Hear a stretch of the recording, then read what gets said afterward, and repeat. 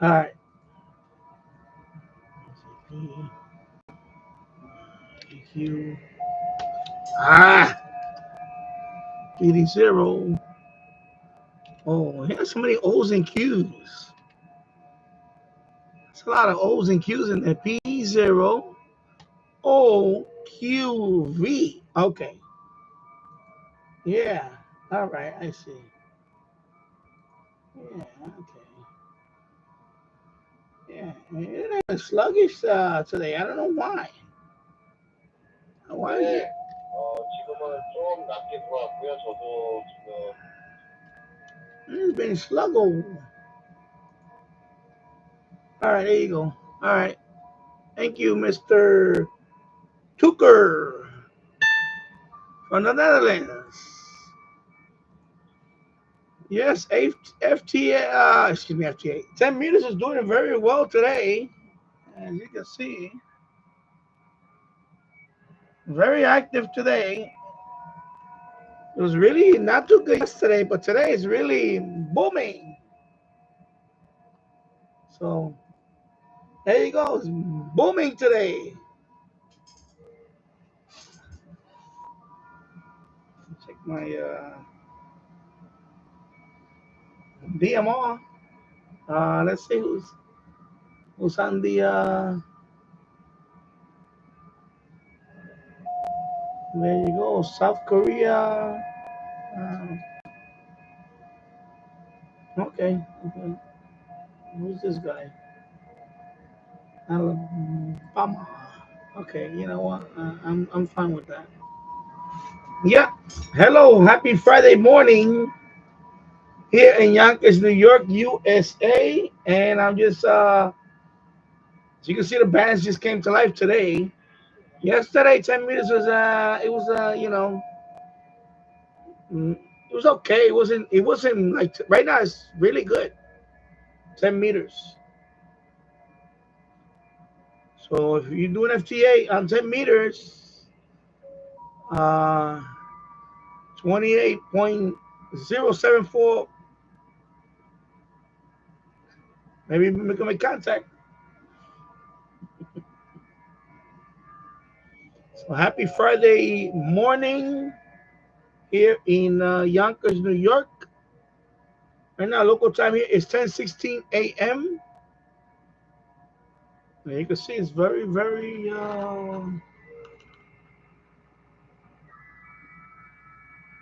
And let me put the call roster so you can see. It's very, very, very, very active. This is 10 meters. Let me do the DXCC. Let me sort them out by DXCC. So there you go. Okay. There you go. There you go. Europe is lit up right now. So looking good. Looking good today. Got to take advantage of these days. So there you go. And let me put it up a little bit right now. So it's very good today. Right now, it's focus. And hello, James Farley. Good morning. Hope you're doing well. So yeah, very good right now. Good day today. Good DX today.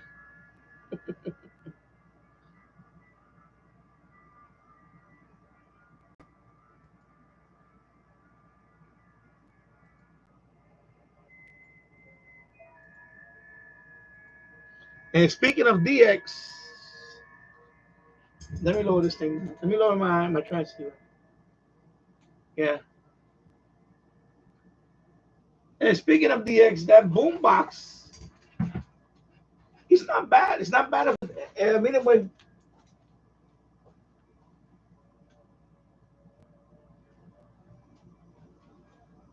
so of course you heard that. You saw that video. KXCL out of what? Oh, Jesus Christ! Oh my God! Sorry, let me. Okay, sorry about that. Oh my God! I pointed right at that light. KXCL, Waterloo, Iowa. Cedar Rapids, Iowa. Heard it with his radio. Uh, Pretty good. Of course, the end of the dial it gets pretty tight. because this radio only goes up to 1620. So when you get to 1500, it's very tight. So you have to, you could just miss it. So I was locked in at 1540 KXCL, and I heard Brother Stare. That's how you get them. At 3 in the morning, it's Brother Stare.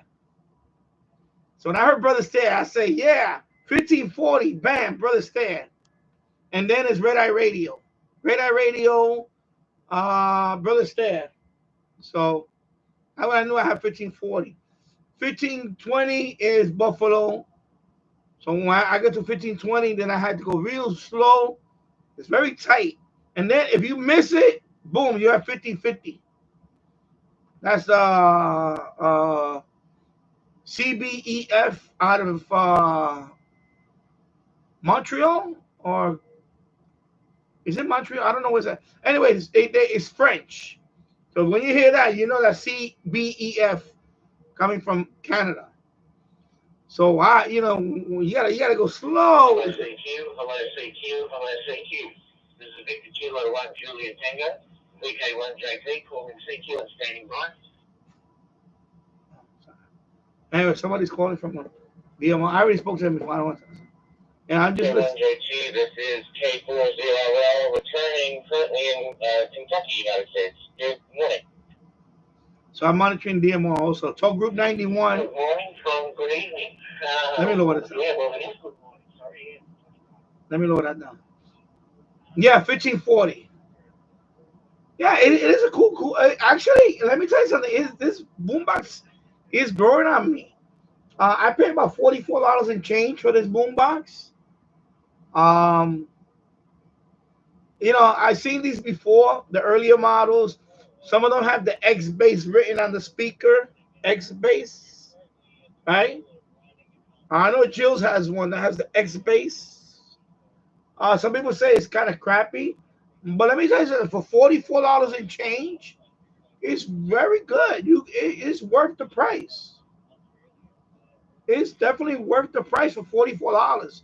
It's pretty loud audio. I didn't even have the volume all the way. I had the volume about a little more than halfway, almost 3/4 of the way, because it was 3 in the morning. I'm outside in the backyard. And you saw the red light. It got all the way to the red light. The volume. If I would have put it all the way, 3 in the morning, my neighbors would have really. It's pretty good. So DX wise, you can hear some stations. Yeah, you can record also. You can record exactly. You can record. The only issue is when you go down the band on AM, it gets wider. Like at 15, like at 600, it gets really I don't want to say wider. You could tell definitely that the dial is not accurate. It's kind of off. But I went down to all the way to 530. 540, excuse me, 540, and I heard the one from Long Island. It's an ethnic station. They play Indian music and all that. So that's a 540 station. The 530 station I couldn't pick up. And that's the one from Brampton, Ontario. And that one also plays Indian station. That's why I had to wait. Because I thought I was picking that one up. But it was not the case. I was picking up 540. Because the needle doesn't line up with the frequency. It's kind of off. That's what you expect with these radios. They're not gonna be, calibrated. But it works. It works. I picked up 1540. I picked up a couple of more stations, and it only goes up to 1620. This doesn't go to 1710. So it stops about 1600, 1620 maybe, I think. And that's it. The cassette, I have people complain that it goes too fast, too slow. I have not had that issue. My cassette player works fine. I put a couple of cassettes in here, they work fine. Of course, the rechargeable battery is in here. I know you can't really see it. It's blue. It's in there. I think it's two 1860. I think it's two 18650s. I don't think it's one. I think it's two of them in here. And somebody asked me in a comment how you charge the battery. With the plug that's included. The regular plug that's included, when you plug it in, that's what charges the battery. It charges the battery. Okay. I think you see the battery charge light go up. It stays on. I think when the battery's fully charged, it goes off. If I remember. Anyway, I have not. I only charged this battery once, and I've been using this for days, and the battery has not died out yet. So those two 18650, they last a long time for this radio. They last a long time. So I don't think you're ever gonna need the D cells.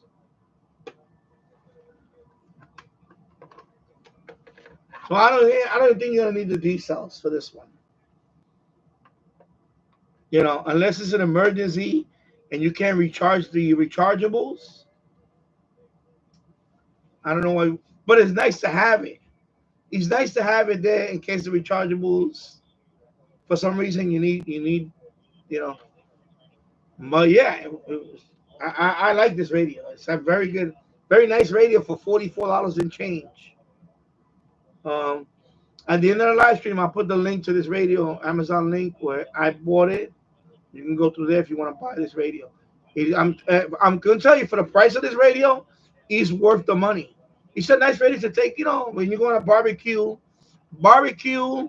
By the way, the shortwave band works good. It works fine. You can pick up all the major shortwave broadcasts like Radio España. I picked up, like Radio Romania. You can pick it up here, no problem. There's no problem here. Of course, it is limited. What is the frequency range on this?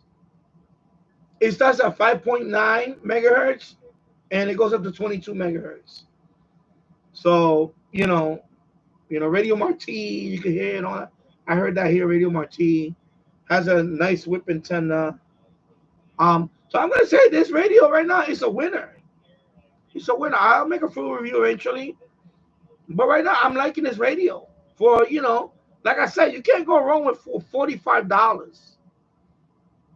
So you get a boom box.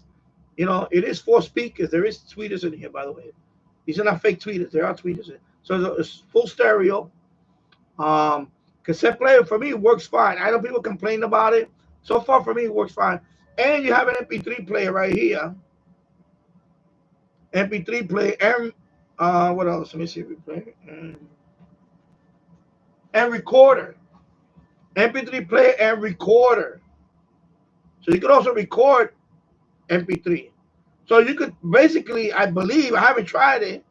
I don't know if you could play a tape and record it here. I don't know. I don't know if you can do that. That's interesting. I don't know if you can do that. I would have to try that. But you can. I don't know if you can. I don't know. I never thought about that.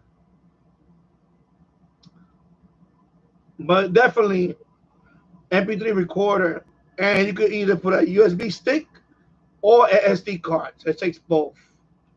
USB stick or SD card right there. You see, SD card. Okay. And you have the MP3 mic there, and then there's another microphone up here. All right. There's another microphone up there. Okay. Right there. You see that little. It's another microphone right there. Then you have the MP3 mic. Okay. So I guess this microphone appears for the microphone appears for the cassette player.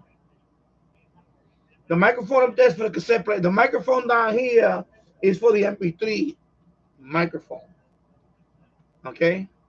So, but definitely, this radio is going to be a winner, especially for the price. For the price, this is a radio you could take, barbecue, to the beach, to the park, and you just want to play your music. But you can also listen to shortwave on it. And I'm telling you, for $45, I'm gonna say, okay. And this is the rechargeable model. Okay, this is not the older model. This is the recent model with the rechargeable battery in it. So there is built-in rechargeable batteries in here.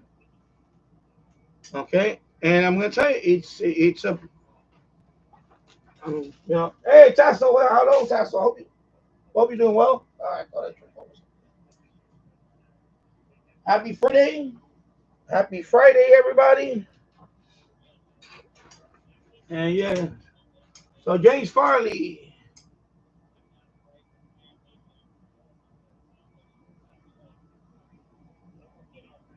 you can use the battery compartment for a wire. Yeah, you can put yeah, if you're going somewhere, you can just throw the wire in there. But you gotta be careful with the wire. You don't want to touch any of it and short out. Just saying. Make sure the wire doesn't short out. You don't want wire to touch one end of connector, and then it's something. You don't. I just you don't. You never know. So you gotta be careful with that. But James Farley just renewed my ham radio license. Had to call the FCC. Okay. Well, in my case, I still got to wait. I got a long way to go for that.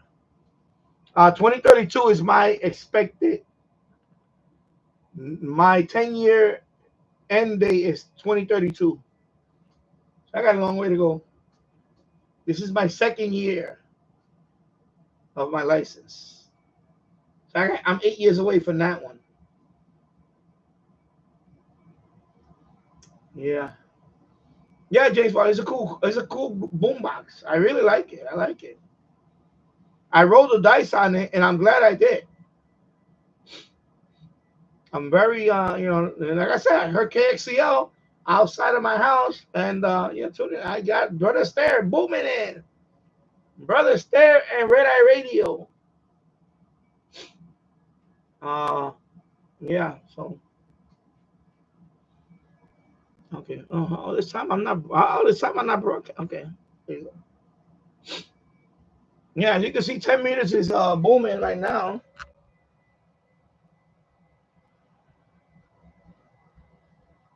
And let me see the 10 meters right there.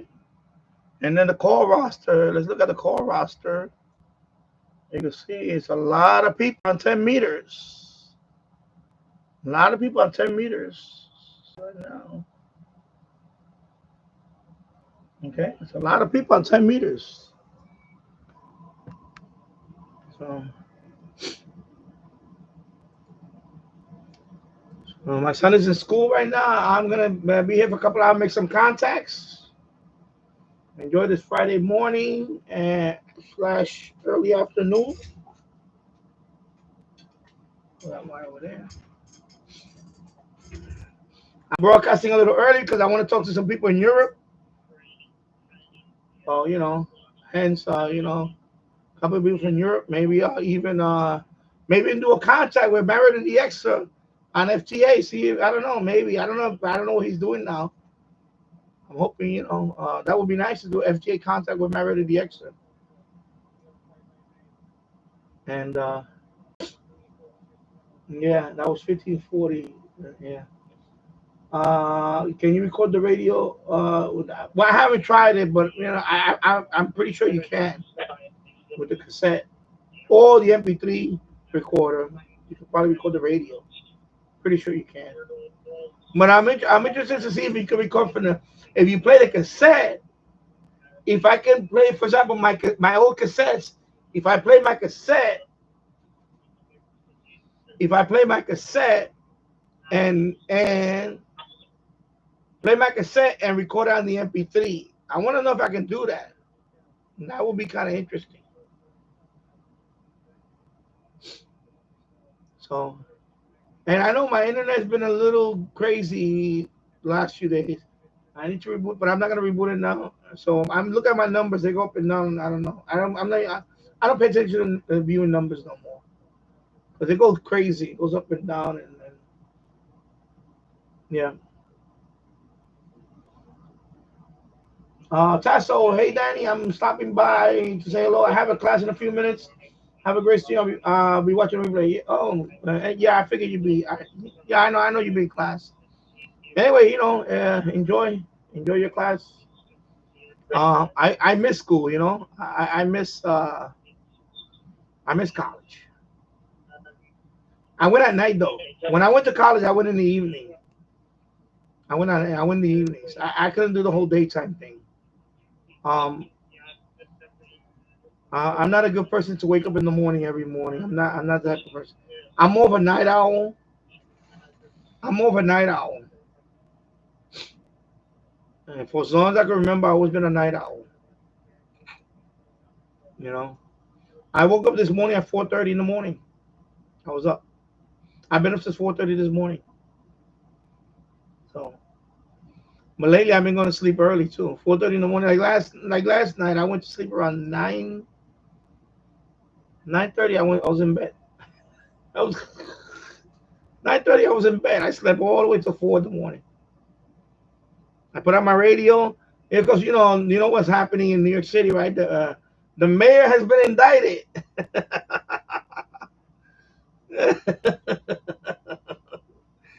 What else can go wrong with New York City? The police commissioner resigned. The mayor's been indicted. The fire chief. Oh my God, it's a mess. Thank God I moved out of New York City. It's horrible. It's crazy what's going on in there. Yeah. Castle, I'm very happy with my. Yeah, like I said, that radio is a winner. I'll make a full review soon on it, but I have a couple of more radios that I have to review first. Now that I'm coming back to, I took my break. This is my second live stream since I came back. Well, after being out for a month, taking a break. So now I want to get to the swing thing. So I'm gonna start making the review videos. And I don't have the box here. Okay, there's a radio here that's not here. And there's also another transceiver. Is a transceiver actually that I need to review? Oh, actually, the rad cell too. I need to review. Oh my God, I'm like so far behind on reviews right now. The thing about reviews for me is that I have to use the radio for a significant amount of time. I know other people do reviews like they'll just receive the radio, they'll do the unboxing right there, and they'll do a review. I don't do reviews like that. I have to do real world try usage of the radio. So I have to use the radio at least for a few days to a week to really determine if I like the radio or not. So with transceivers, the problem with transceivers is that you got to connect to a repeater and things like that. So I have it, like the Radtel. I need to connect to. I've been connected to a repeater, and I spoke to someone. I made contact on the Radtel. Well, not really contact. I just spoke to some local repeater, so I know that works. But I wanted to try something else with it before I make a review on it. And then the next transceiver is going to be a surprise. Is they're getting into the transceiver, which is kind of cool. Very surprised about this one. And they just emailed me to see if I received it. I said, yeah, I received it. So I will be hopefully testing that one out soon. I already have it. I just need to test it. But they're gonna release that one. Is supposedly by November. It's gonna get released. And I saw on a Facebook post, SDR Play is coming out with another SDR, and this one is a network SDR.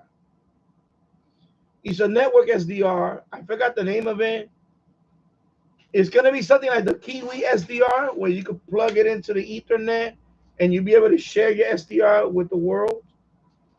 So that's the I forgot the model number. I just saw it this morning, and it's gonna be about $500 or right below $500. I am not getting it. I'm not buying it. I'm done with buying SDRs for now. I don't see the big upside about. I think the RSPDX is the bar for me. I think anything more than that is just it's not necessary for me for my use because first of all the long wave band here is non-existence anymore. Anyway, I just got a contact here from the FTA contact. Let me log him in.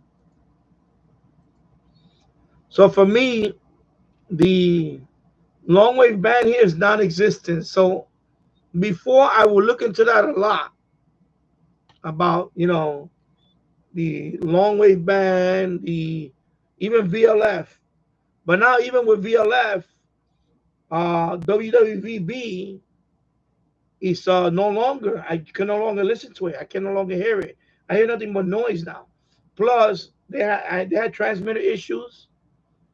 I think almost a year ago they had some damage, and now I think they're operating at half of the power, so I can no longer hear them, and I hear some other noise now. So thank God that I actually finally heard them a couple of years ago, and I got the QSL for that, and I don't think I'm ever gonna hear them again because now it's like it's getting harder and harder to listen to VLF signals because of one, they're going offline. The only one that I can hear is Cutler, Maine, the submarine on 24 kilohertz. That's the one I can hear consistently that I can hear. Other than that, I don't hear anything else anymore. Everything else now, it's gone. I mean, it's either they went offline or it's just noise now. So it's getting harder, harder. So now when I look at SDR, I just don't see myself getting a new SDR now because other for medium wave DXing and for shortwave and VHF UHF, that's about it. So now I don't even look at long wave no more because it's not viable for me to buy another SDR to improve long wave performance. It's not worth the investment anymore. So I don't see myself getting a new SDR, to be honest. I just don't. I think the RSPDX for me is it. Unless something revolutionary happens and it's something, but I don't see it, because of course, like I said, the long wave bands are no longer viable here in the United States. Even beacons are gone, So for me, it's just not worth, especially $500. It's not worth it. Not worth shelling out that much money. I'm sorry. If SDR Play want to send me one for review, hey, I'll be glad to review it, and then I'll maybe my opinion might be, but right now it's not the case. And I always wanted to share an SDR, but here in Yonkers, New York, now in United States and North America, um, non-directional beacons are gone pretty much for me. They're gone. WWVB is gone for me. There's some noise that I get there, but it's not the beacon. And then other than Cutler, Maine, that's it. So it's not, you know. And medium wave DXing, I can do that with my other receivers. Why did I need to pay $500 just to share it to everybody else? No, I can just get a Kiwi SDR, even an older Kiwi SDR, and share that. So I think the price range is too high already. I'm definitely not going to buy it. I'm not buying it. I'm not going to forget about that. Oh, I see Greenland. Greenland. Nice. Greenland. Let's go Greenland.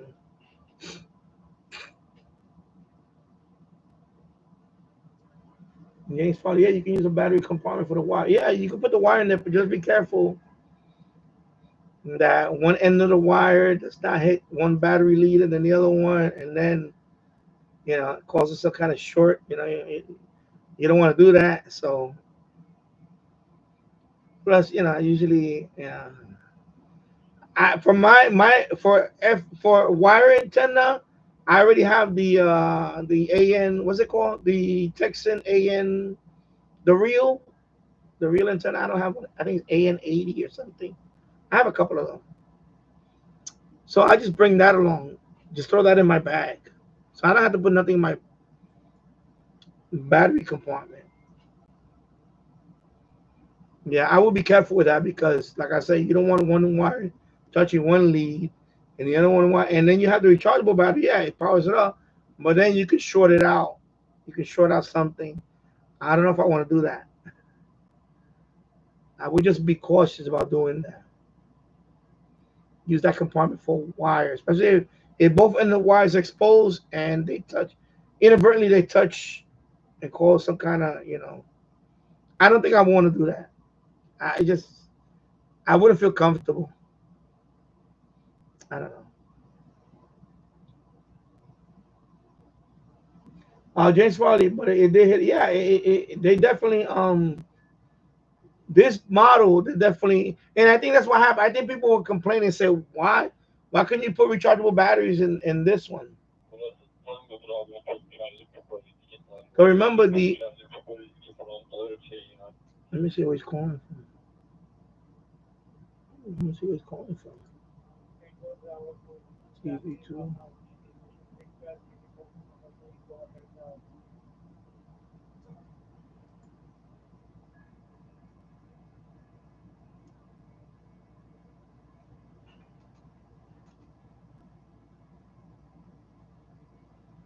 Let me see. Turkey.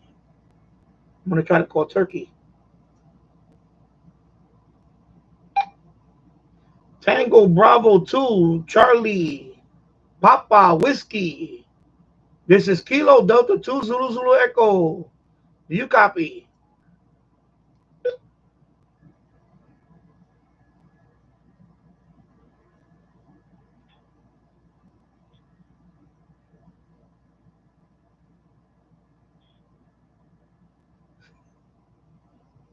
I guess not.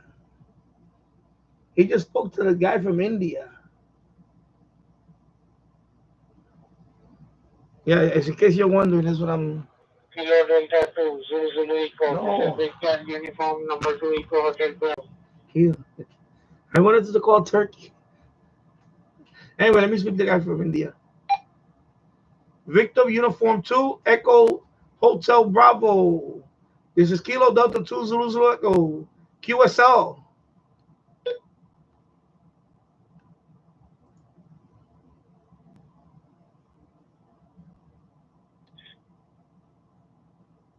Thank you, Daddy. Kilo Delta 2 Zulu Zulu Echo. This is Victor Uniform number 2 Echo Hotel Bravo. Nikhilesh from Ahmedabad, India. This is our sixth QSO. So, good morning to you and greetings to you from Ahmedabad, India. Over to you. Sing it super bright. Kilo Delta to Zulu Zulu Echo to transmit. Yes, hello. Good to talk to you again, my friend. Yes, our local time here is 10:46 in the morning, and it's a cloudy day here. It rained earlier today, actually last night, early this morning, actually. Anyway, yeah, I hope you're doing well. Back to you. I need to go. Okay, hold on. Roger. Uh, Today we have got lots of rain and temperature over here is 28 degrees centigrade and time is around 16 minutes past 8 o'clock at night. Greetings to you from Ahmedabad. Over you for the final JD2 Zulu Zulu Echo to transmit. Yes, thank you, Nicholas.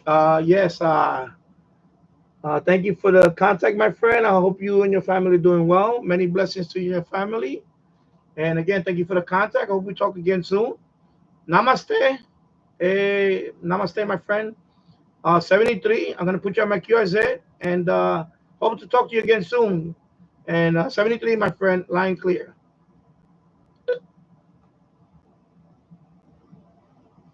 There you go. Yes, namaste. Namaste. Namaste. He's from India. That's why I say namaste. This is VK3, CJM, 50 kilo. Hello, Blastino. Hope you're doing well. Happy Friday. So let me log him in. I log him in. From India. Victor Kilo 3, Charlie Juliet Mike. This is Victor Uniform number 2 Echo Hotel Bravo. Let me put over here so you can listen to them talk. Niklesh. VE2 UHB. This is VK36 AM. Good morning, sir. That is Go 70 ahead. centimeter DMR. This is DMR. Yeah. Last time I did CQ calling. CQ calling. This is Victor Uniform Lima Papa Quebec calling from Chhatrapati Sambhaji Nagar, State Maharashtra, India. This is V3 LPQ calling from India. Anyone copying my signal? Thank you. Great. VK3 Charlie Juliet Mike. This is Victor Uniform number 2 Eco Hotel Bravo. Nicholas is my handle and my QTH is Ahmedabad, India. Temperature over here is 28 degrees centigrade and time is around 19 minutes past 8 o'clock at night. Over to you, Victor Kilo 3 Charlie Juliet Mike. All right. Greenland. I got Greenland on FTA. Let me see. Let me lock them in Greenland. OX3AH.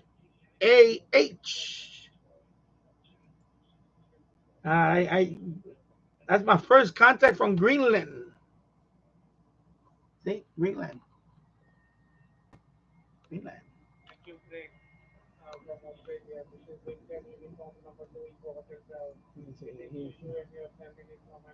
Load. Oh, here we go with the load. Oh, okay, he got me. Yeah, I got a confirmation from Greenland. Oh, that's a biggie, baby. All right, I got Greenland. Let me finish this up. New country, new okay, let me get minus -07 minus 0.5, and of course we're gonna put the wattage. Gotta put the Y. I'm gonna double check. I don't want to mess this one up. This is U3 LPQ from India. And there you go, Greenland, baby. I think it's QRZ that's really slow. Man, that website is really slow today. There you go. Okay, so there you go. See, Greenland. And now I am gonna check. I saw it on his page already. So that means that new alert. And there you go. I got confirmed. Let me go. Oh, let me load this page over here. So there you go. Confirmation from Greenland.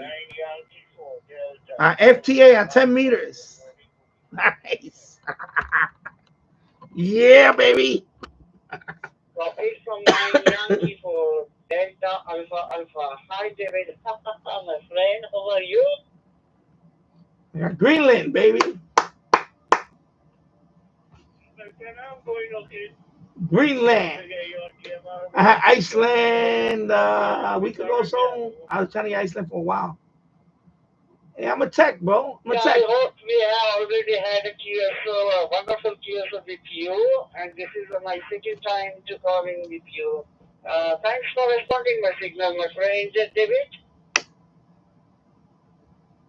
Very good. Nice. Yeah, you see 10 meters is see 10 meters is crazy right now. I get 10 meters, baby.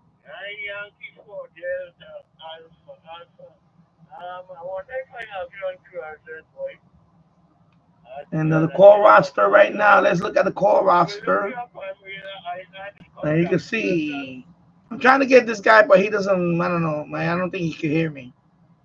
Actually, I seen your QRZ page, Trinidad and Tobago from Cara Chani. I'm not getting your location. Can you discuss your location, please, my friend? I tried Angola,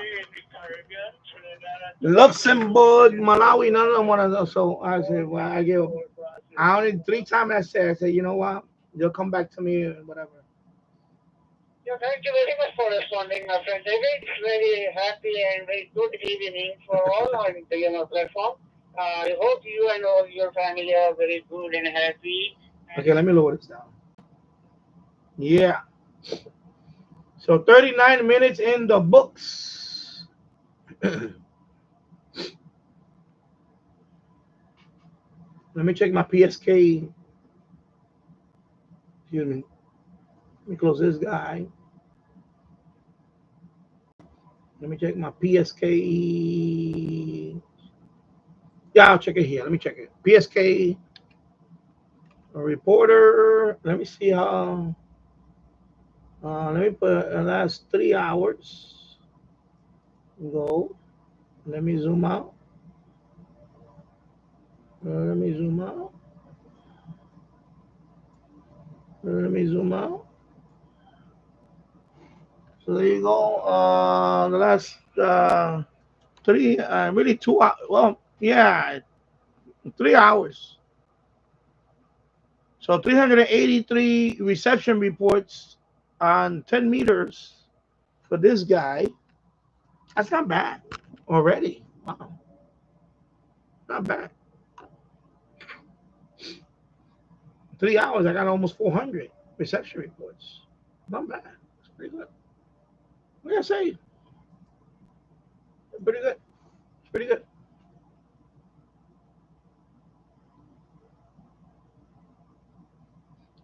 Yeah. So last time I was doing the C4 FM. So I'm just gonna do DMR. I'll do some DMR. Well, I did that one from India. I was trying to get the. I was trying to talk to the guy from Turkey, but I don't have a contact from Turkey on DMR or 10 meters. I don't have. I don't have a Turkish. So then every time the guy from India hears me, he calls me. We already spoke like I don't know how many, like 6 times already. You know, not that I don't mind talking to them, but sometimes I want to talk to the other person, and then the thing is, I don't like to ignore people. And when they call me out, I give them the courtesy of calling back. You know, I'm courteous. I like to call. If they When they call me, I'll call back. I don't like to ignore. I got in that a bunch in there. People ignore, and like you don't have to ignore. You can just make it quick and say okay. Especially like in my case, in on 70 centimeter, I'm trying to get like a few states.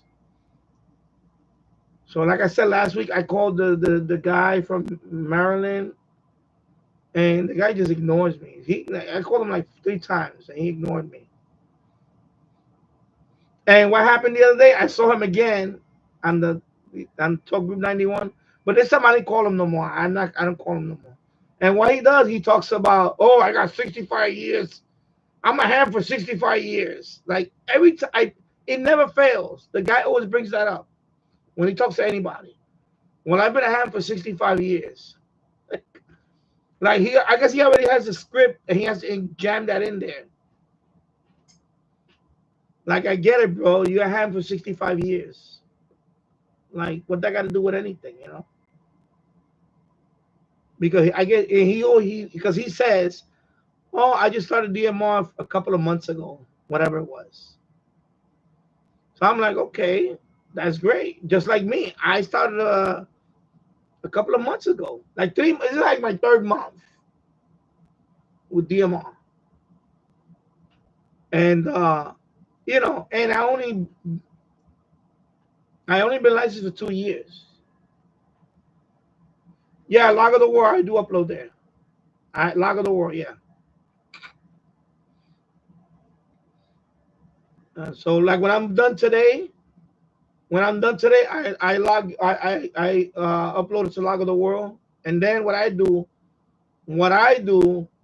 even though I'm logged on QRZ, what I do is I take the ADI, I log it to upload the world, then I wait a while, then I do the sync. QRZ, you can do a sync, but you got to be a paid member on QRZ to do that. When you do a sync, it goes to Log of the World and it syncs, and then whatever's confirmed on Log of the World, it'll confirm it on QRZ. Even if they don't have a QRZ, uh, even if they don't log on QRZ, But the fact that I'm confirmed on Log of the World, it automatically confirms it on QRZ. It syncs. So I just found that out recently because I started now that I'm paying for I paid for the year for this XML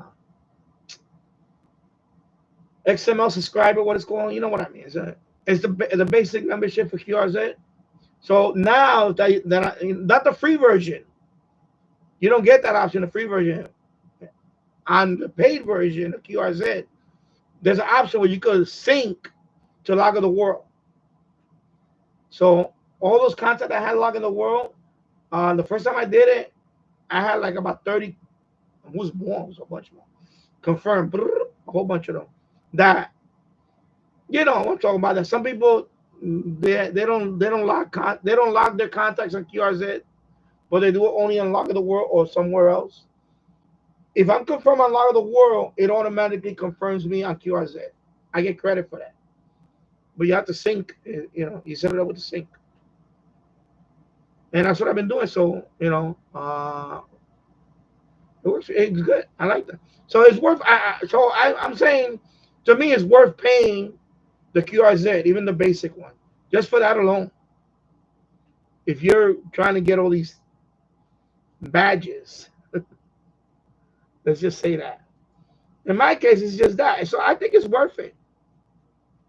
I know some people don't like QRZ, but to me, it's the biggest one. Log of the World is the big too, but Log of the World, for example, I have a couple of certificates in there, but I'm not paying $36 for a piece of paper. I'm sorry, that's ridiculous. I'm not. Yeah, so some people really, I don't have and I don't have no paid member thing there. I don't plan to.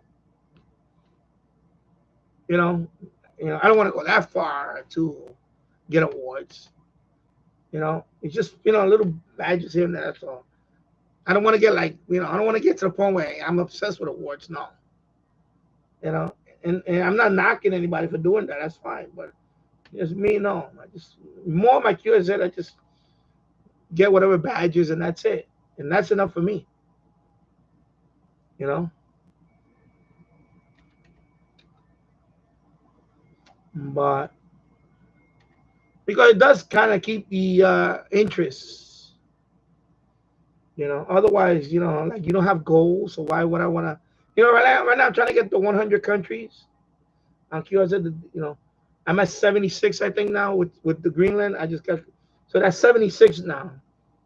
So things like that. It keeps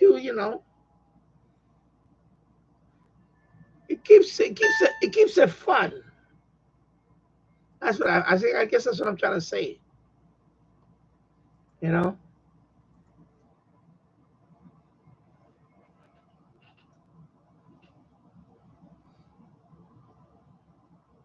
Yeah, you do. From QRZ, when you're on QRZ and you want to do that Log of the World sync, yeah, you have to pay because I never saw that option. When it was free, I never saw that option. I had the free account for almost 2 years. I just paid it like last month. So last month I finally decided to pay, and then I see that little option, and in there you see it. It says you got to put in. It saves your username and pass, and what you do is there's a button that says LOW sync, and you click on it, and it syncs it. And you can't do it often. You have to do it once in a while. You have to give it time. You can't do it like every freaking minute. You can't do that. So I usually do it at the end of the day.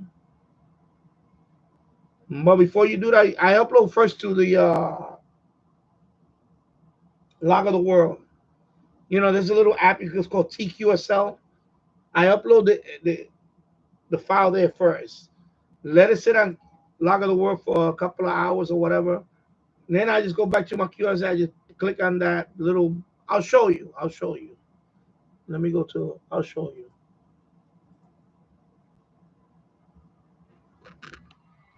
You see this option right here? When you got the free account, you don't get this option. The import export tool, you don't get that option when it's free. Then when you click on it, you have this option. You see the one that says import? If you click on that, it's going to open up another one. I'm not doing it because I don't want to show my username and stuff. When you click on that, it's going to open up another window, and then in there you do the import. Not the import, excuse me, the sync.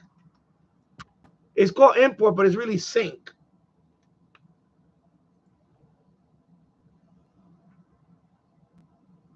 Well, I don't know how you get it because when I did the free version, I never had that option. That option was not available for for free users. It was not available. I didn't even know about that. I paid. I didn't even know about. I paid for something else. I paid because I want. You know why I paid for it? Because I wanted my certificate. Because that's another thing. When you're a paid member, you go order the certificate. You can't do that as a free member. As a free member, you get the badge. But if you want the certificate, you got to be a paid member. So that's another reason why I paid for it because I wanted the certificate. You understand? So when I went in there and I saw that it was finally I could use the import export, and then there's another one that says import to. Those are not available on the free version. I guess maybe you lucky. Maybe you got your special version. I don't know. You could see it, but you can't use it. That's what I'm. Yeah, it's always there, but you can't use it. Try to use it, see if it'll work for you. I'm telling you, I tried when I had the free version. I tried to use that thing so many times. It said no, it's available for. The minute you click on it, if you have a free account, the minute you click on it, it's gonna say no, it's available for premium or whatever subscriber account. Believe me, I've done that 100 times. It don't work. Once I pay for it, then no. Now that I have the XML subscriber badge, it unlocked it. I don't think you know what I'm talking about, or you do some. You got a lucky version of your whatever. Because I let me show you my account. Yeah, there's two folders, but you can't use them. It's not in the free version. You could click on it, but it doesn't let you do anything. You could see it, but you can't do anything with it. That's what I'm trying to tell you. When you pay for it, then it opens it up. Then you could, you know,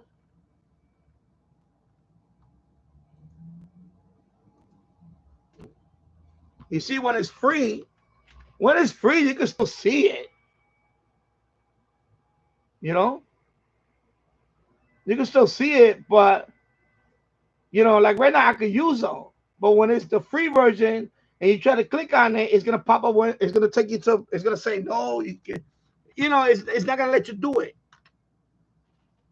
You understand? Now I can.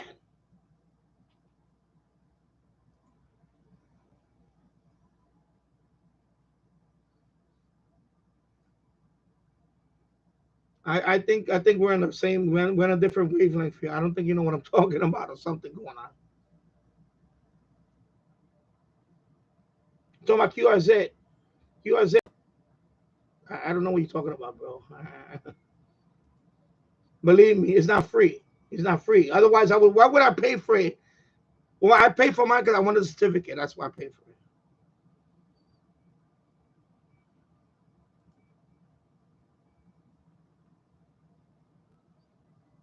You see, when you have the free version, you don't have that badge, that XML data, whatever. By the way, that's the cheapest one you can do. There's another one. There's a premium one with the blue badge. And then you have the green letters. See the green letters? Your free account is blue letters. When you get green letters, that is means that you are a paid member. So when you pay, that thing unlocks that import ADI, export ADI, and the sync. The log of the world sync. That is not available for free version. Believe me, I tried it when it was free. It doesn't work. Believe me.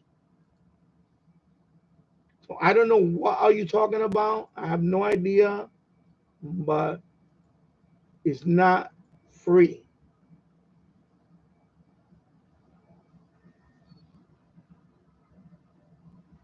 Because that option was not even available.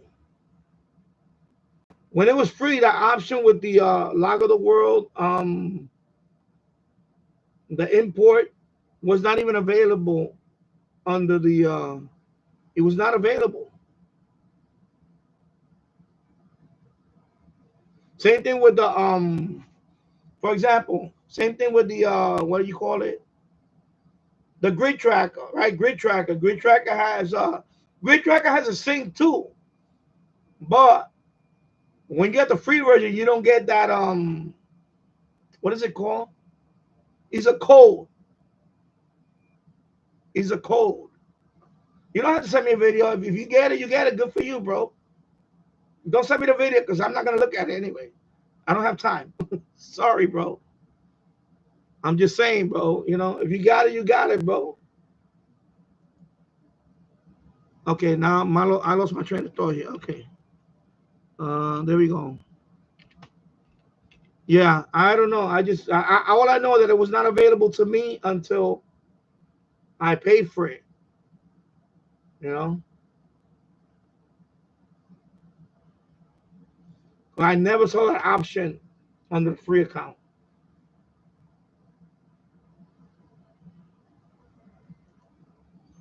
Anyway, I didn't pay for that only. The reason why I paid for it because I wanted my certificate, the paper one. So you need to be a member to get the certificate. You know, to get the I'll show you the certificate.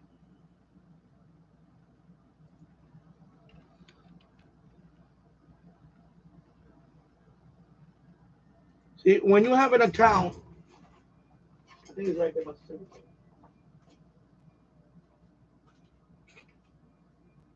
When you have an account,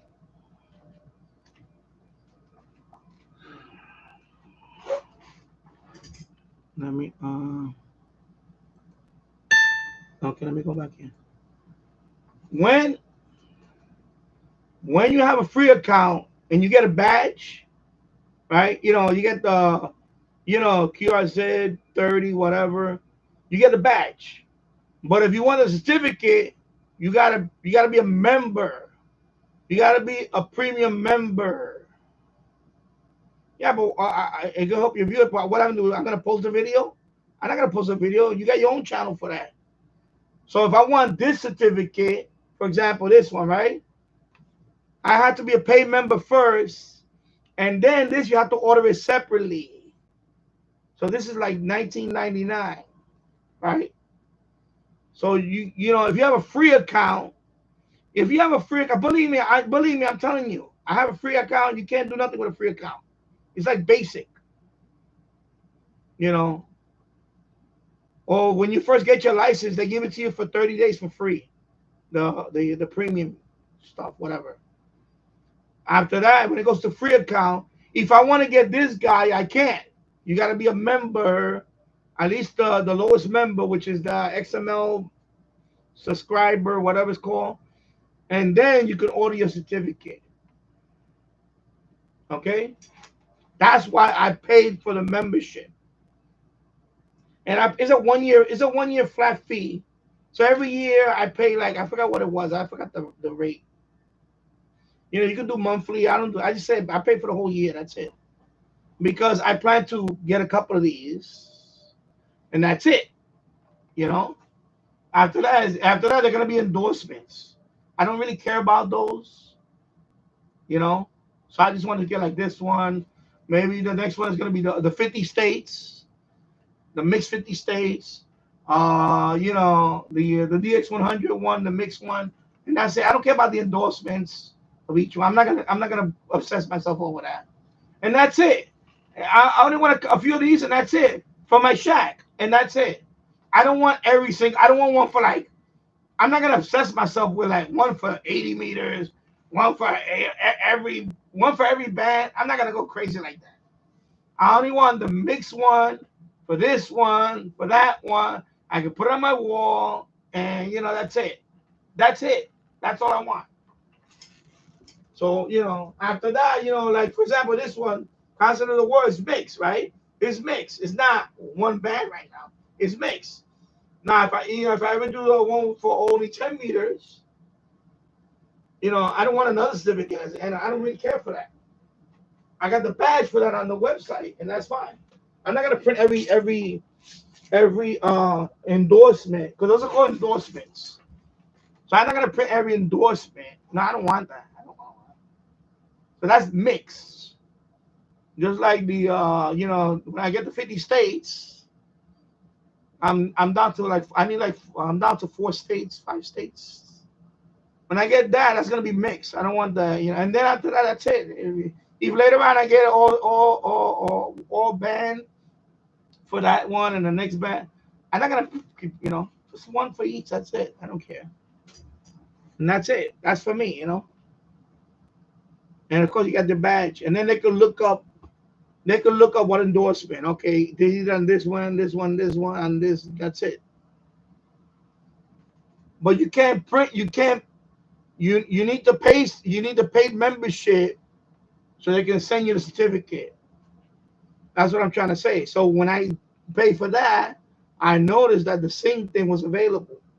It was not available when I had the free account. Believe me, I would have tried. And also the download the ADI. So for example, the QRZ, all the content I could download in one ADI, and then I could because I use this ADI for Log of the World because not every contact I have is FT8, obviously. So some of them are gonna be different modes also.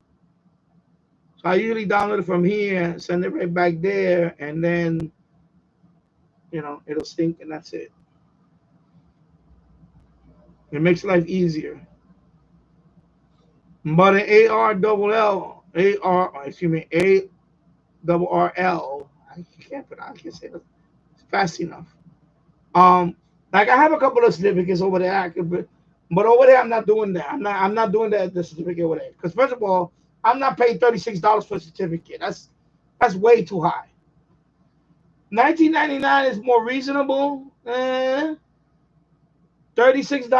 No, sorry. I don't want them that bad. So I have about two over there waiting already. That they counted and confirmed everything. But I'm not gonna and I'm not doing that.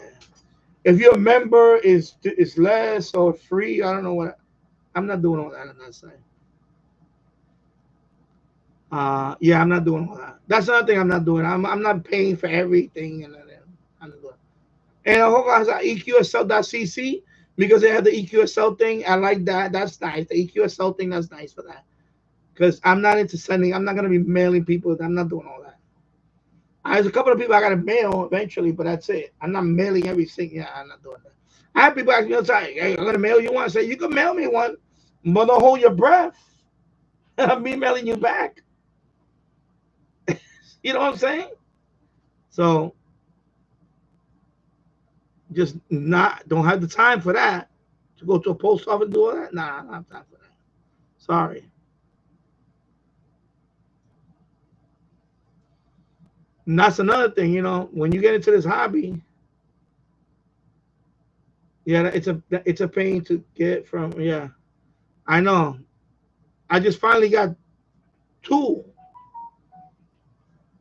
I think one is the 300 WPX 300. I forgot what it's called. Something like that. I forgot what it's called. Anyway, so they both approved. And then when I went to claim, to claim it, oh, you got to pay 30 cents. I'm not. Get out of here. I'm not paying 30 for a piece of paper. Get out of here. Yeah, screw that. Forget about that. No, not gonna happen. You know.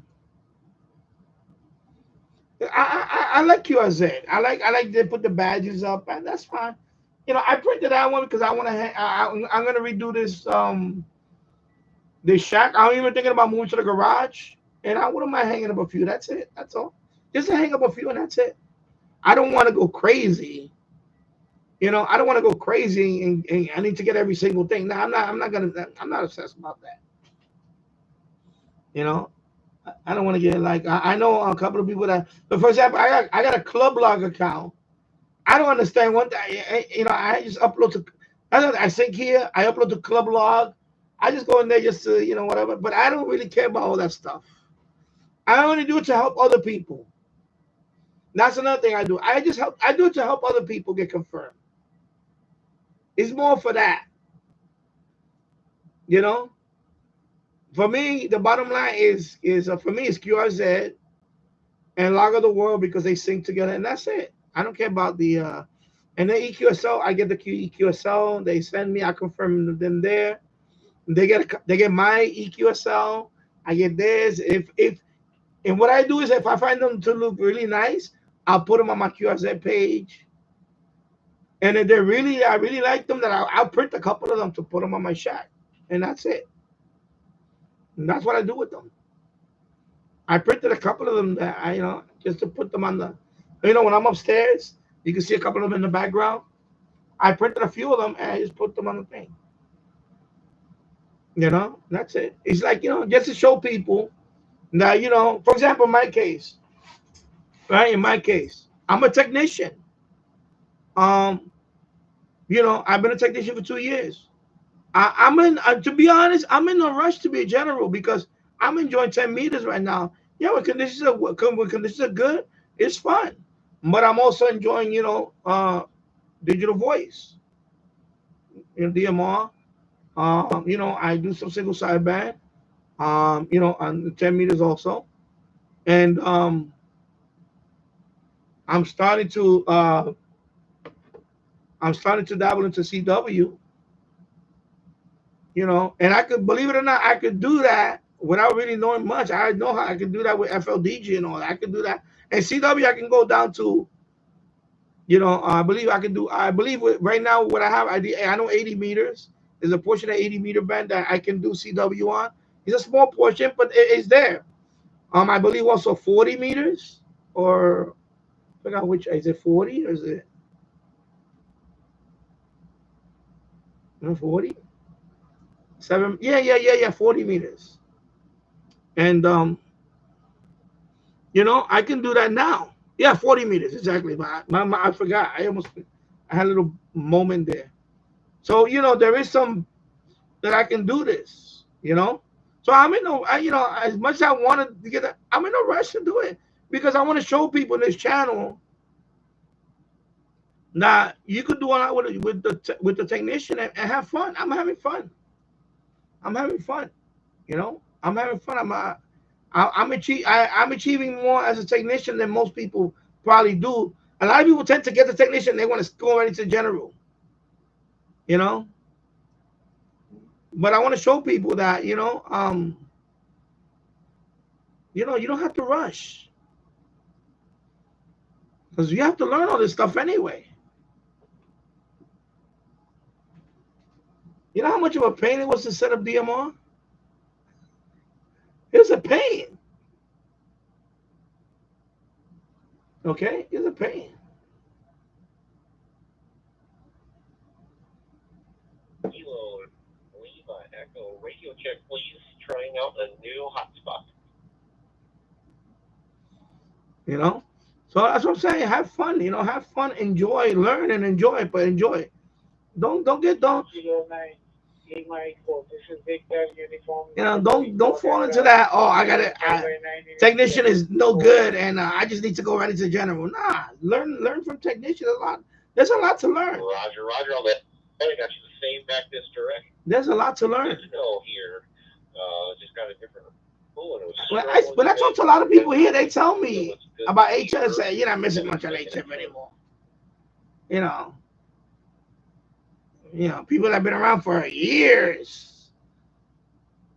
You know.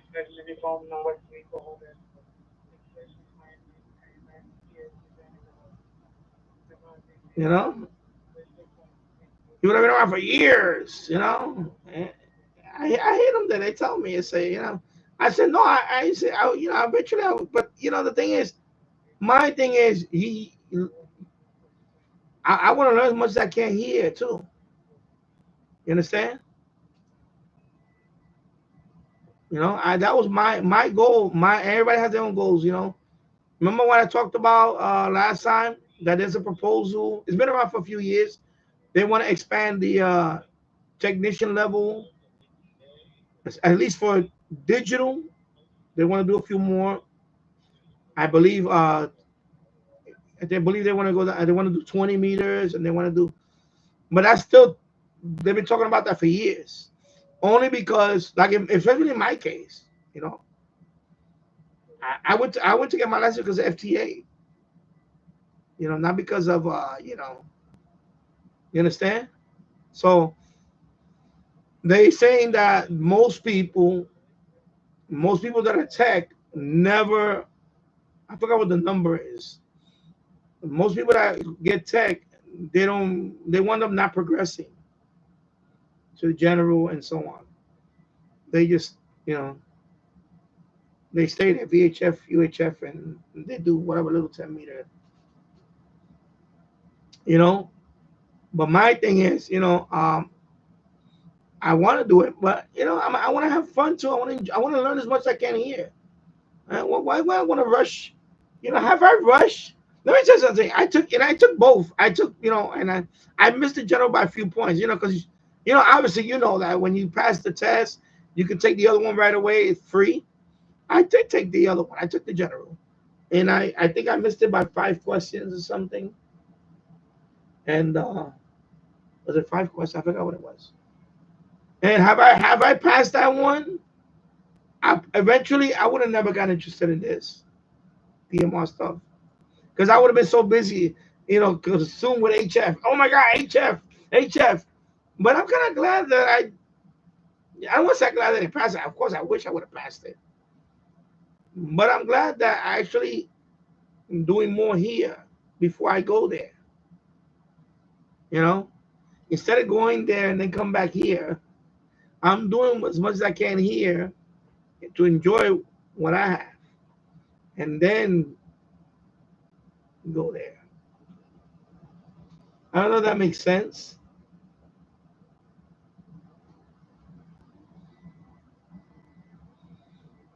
And if you look at the questions, some of them are related to, you know, like for example, I'm going through the test now.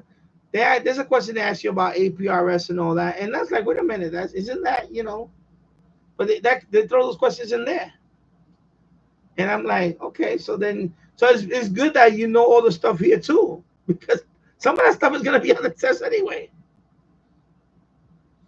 It's just to each his own. I know people say uh, HF is where it's at. It is where it is too, but you know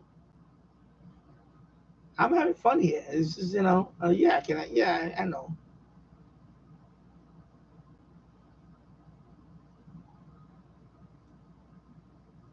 Blastino, I have a couple of those certificates. Your email is good on Q. Yeah, my email's yeah, that's my email. I'll send you the video. Yeah, you can send the video. It's fine.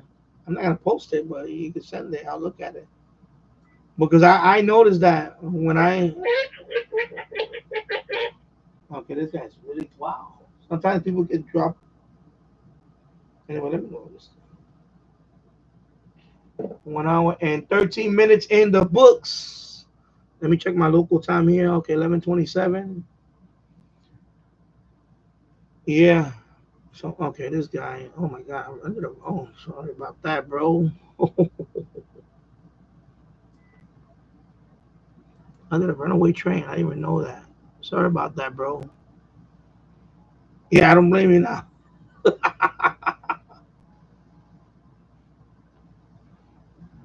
Yeah. So anyway, that's what I'm talking about. The two folder here. See, the thing is, he was talking about the two folders. See, there's an import export tool. When you have the free account, this is this is not for me. It was not enabled. It shows the links, But if you click on it on the free version, it doesn't. It tells you that this is for premium members only. Okay, for for you know, not the free account. The free account is you get the blue letters and there's no badge. And they have several of these. They have the platinum one, the lifetime one. This is the basic one. This is the cheapest of the free one, if you want to call it. I mean, the cheapest of the paid one. Excuse me, I can say that. You know what I'm saying? So I know for me that was not active because I would have tried to use it. Because when you, for example, any new radio operator, or you're thinking about getting your radio license, when you do get your license, the first thing you want to know is one of the things you want to know is how to log your contacts. You can do it with paper and pencil. That's great. You can do that. But if for example, like I have QRZ account, and you have your badges, right? You want to achieve, So my first logging software, I don't download. I don't have one. Some people use the software you can use locally. I never used them. I always use QRZ. That was my logging software. It was QRZ, and I like it. It works for me. You know. Now the free version. The problem with the free version is that you can use it there, but that's it. You can't take that. It's called an ADI, .ADI file or ADIF file. With that file, you can use. You can. That's what a lot of logging software. That's the format. It's like a database file, but it's called .ADI or .ADIF. Okay. For example, WSJTX. When you use that software for the FTA, and you make a contact, and it pops up that window to log the contact, it automatically saves that into an ADI file. That's where all your contact information is at. That's so your call sign, their call sign, UTC time, the signal report, the reception report. So all that is saved in a file, and that's called an ADI file. So every software, like for example, just WSJTX has one, QRZ has one. So I have it set up. So I'm using another software called Grid Tracker that runs with WSJTX. And what Grid Tracker does, of course, it tells me the people that are on and all that. But also, when I make a, let me when I make a contact, right, it uploads it. See, right there. See, I have it set up to upload to a few sites automatically. So I have it set up. For example, my Grid Tracker, I have it set up to not QRZ because I could set up, but I have to do a manual on QRZ. And that one is set up automatically to go to Club Log and EQSL.cc.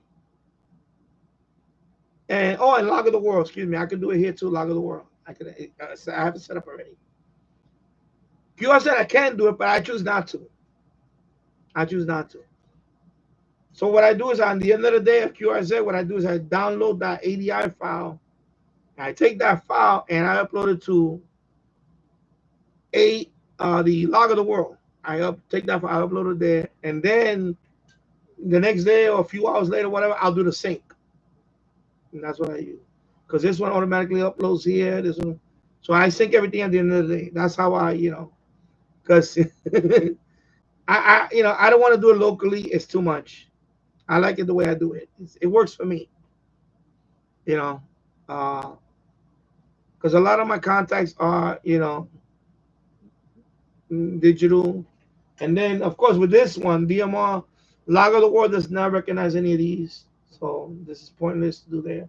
But on QRZ, they do count. these contacts. On QRZ they count them. EQSL for EQSL, DMR also counts. But on Lago of the World, no uh, digital voice. No digital voice.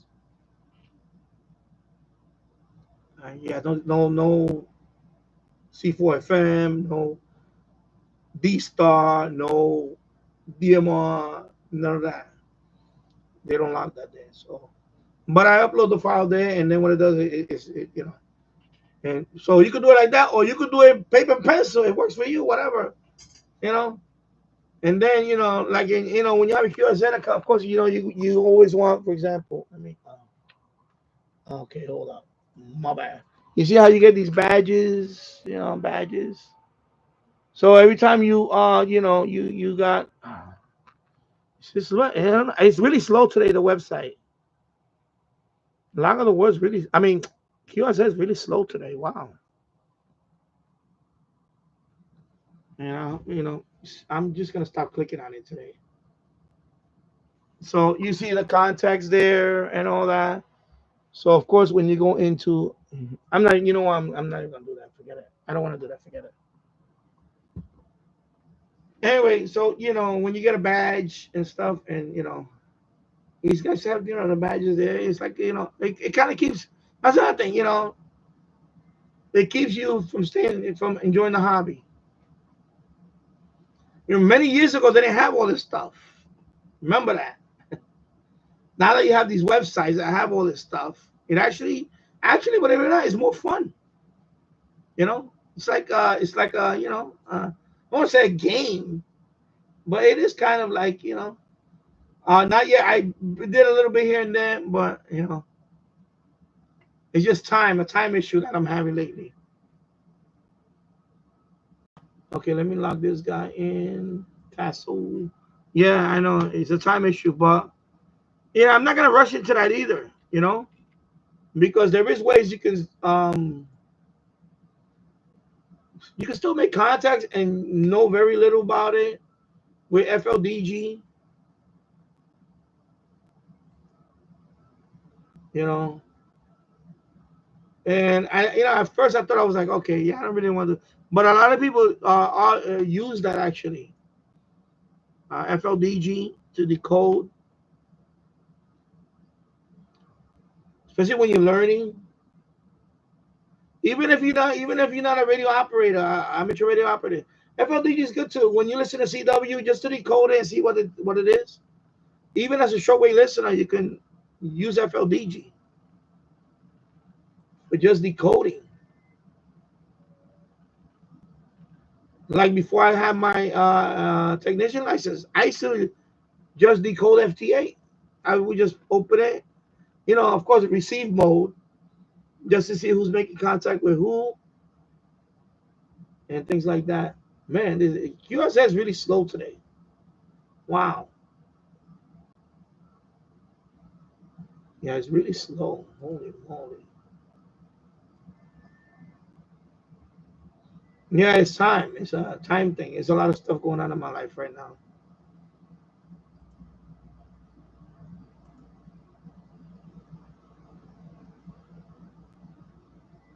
Wow, it's like really okay. There you go. Okay, I have to log that guy in, but okay. So I got that contact. Okay, there you go. Yeah. So got a break. Okay, LOL. Here for a bit. Okay. Yeah. And what time is it? Right here? The local time here is 11:37 in the morning. My son is in school right now. I was gonna do a live stream yesterday, but my son, he wasn't. He had a little. Like me, I have a bad foot. But the other day, I picked up my son for school, and I guess we was walking with him, and he tripped on the sidewalk over there down the block. And I guess not the same day, but I think a couple of days after, I think his ankle was sore. So I didn't take him to school yesterday. So today he's better today. His foot is a little sore. Because one thing about Yonkers, some of these sidewalks are horrible. And if he would have fell on his face and he would have got hurt, believe me, I would have. I was gonna take pictures and all that. I was gonna talk to a lawyer. But some of these sidewalks, they're horrible in this area. I mean, literally, no maintenance. I never had that. Yeah, I never had that issue in the Bronx. When I lived in the Bronx, when I lived in the Bronx, most of the sidewalks were in good condition. In good condition in the Bronx. In my immediate area, they were in good condition. In fact, the block that I lived in, the city, not we, not the homeowner, the city did the whole sidewalk of the whole block. They broke it up and they put a brand new, nice and level, the whole sidewalk, the city, the city. And they put across the street, the street, brand new, asphalt and all that, brand new everything. It was. So in front of my house, it was smooth in the Bronx. But over here, everything's all rocky, all like this. All the sidewalks are like this. Tripping hazards.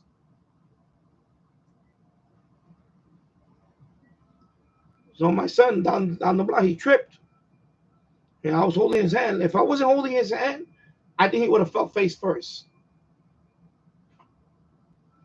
So I think when I guess when his foot hit the area that was lifted, I guess it rattled his ankle. And he was because the next day he was limping, and I was like, "What's wrong?" He said, and I was trying to figure out why, because my wife and him they horseplay a lot upstairs.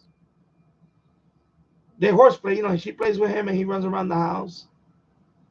He plays with her a lot, He doesn't like to play with me, but he plays with her. Yeah, exactly. Could have been worse. So he's better today. He's a little, yeah, exactly. And I had my ankle sprained a few times, especially basketball. Playing basketball happened to me a few times. It happened to me where it was really swollen, and I didn't go to the hospital back then. Back then, you didn't go to the hospital. You just put ice on it, and it took a couple of weeks, and it finally went down. You know, it happened to me. I had a few sprained ankles, believe me. Playing basketball, playing football. Yeah, especially when you fall on someone's foot. When you fall on someone's foot, oh my God. Oh, yeah. I had a few. I had a few. So,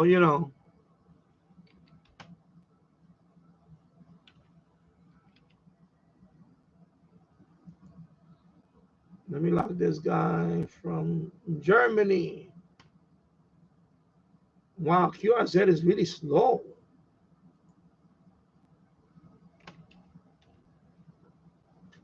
Excuse me.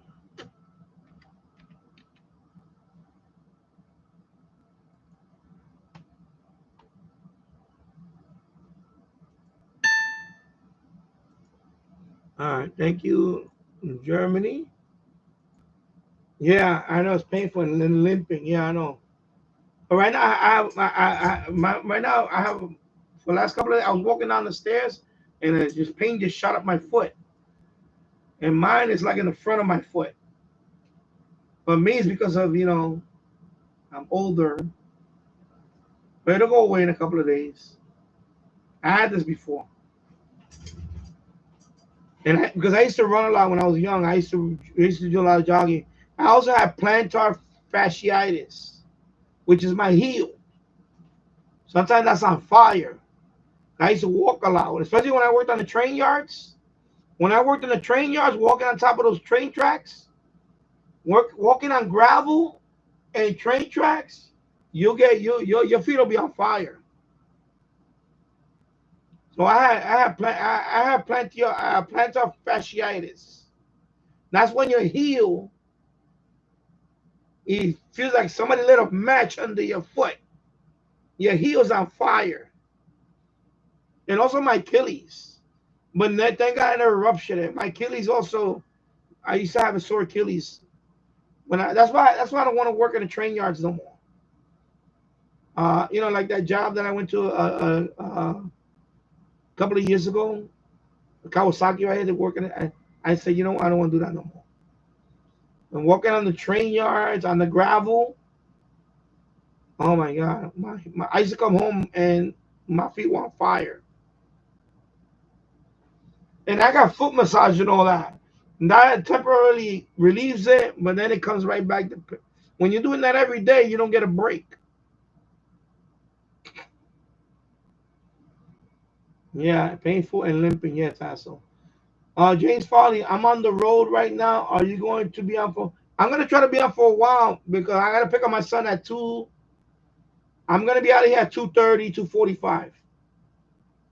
Because he gets out at 3:05. So I may I may just go pick him up and then. Yeah, I know. It's a time issue lately. There's a bunch of projects I didn't do over the summer, and my wife and I got into big. I don't want to talk about that, but we got into big disagreement over that. So I'm on thin ice right now. So I really have to. There's a lot bunch of things I have to do here. You know, yeah. So when you're married and you have a kid and as great as this hobby is, I would love to do this all day. I would love to be on this life. If I have money rolling in, I would be doing this life all day, every day. But real life things call. My son. Yesterday I was at the first parent teacher meeting. So I was there in school to meet his teacher. These things you got to do. Even though I'm 58 years old, my son is 9. This is what I signed up for as an older person to be a father at this age. A lot of people my age are retired, right? They enjoy their retirement. That's not me. I'm still, watching my son grow up. And some people told me back then, they say, you're going to have another baby. You're going to have another kid. And you're approaching 50. You're going to have another kid. I said, well, my wife, she wants to have a baby. So, she is 12 years younger. Excuse me, 13 years younger now. Oh, yes, 13. They just rounded off 13 years younger than me. So, of course, she wants a baby. There was a time where I was like, I don't want no more kids. But when I got married, things changed. She's like, no, I want. And believe it or not, we tried for a few. He tried for another one, another one, another one. But it's not in the cards anymore. That's it. I'm gonna say, whoosh. You know, People told me that. Why? Sanjay is the only child. Why don't you have another one? I'm like, bro, I'm 58 now. I don't know if I want to go. You know, I want to do it one more time. I was like, nah, I don't know. I don't know about that. I don't want to be like Robert De Niro. He's 80 something. I don't want to be like that. I don't want to be like 80 years old and then you have another kid. Nah, I ain't gonna happen. Nah, that's it. Nah, I don't want to say that. I think that's it for this, but I think that's it. Only because I'm at a point in my life where I'm glad I can stay home with my son and watch him grow up. Not everybody has that. I know with my first two daughters, that wasn't the case. I was separated with their mother, so it was visitation type thing. You know how that works. That doesn't work well. Visitation because they always bitter about something. They're bitter and oh, you here? They always try to. So this time around, I'm a stay-at-home dad, so you know what? I'm enjoying it.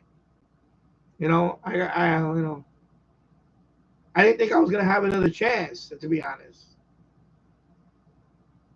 So it's hard. It's hard when you're a dad, and because that visitation thing is hard. It's hard. It's hard to be a dad from a distance. It's very hard.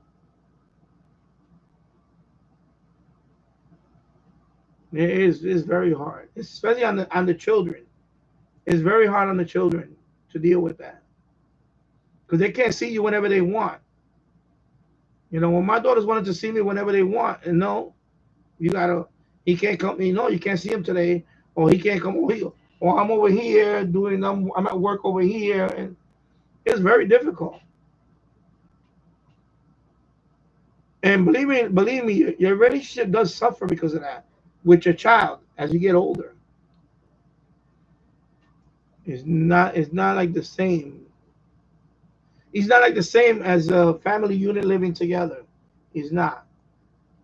I mean, I mean, and it's better than nothing, but it's still hard it's hard on the children. Harder on me, but it's more hard on the children because it is. So so this time around, I'm really enjoying being with him.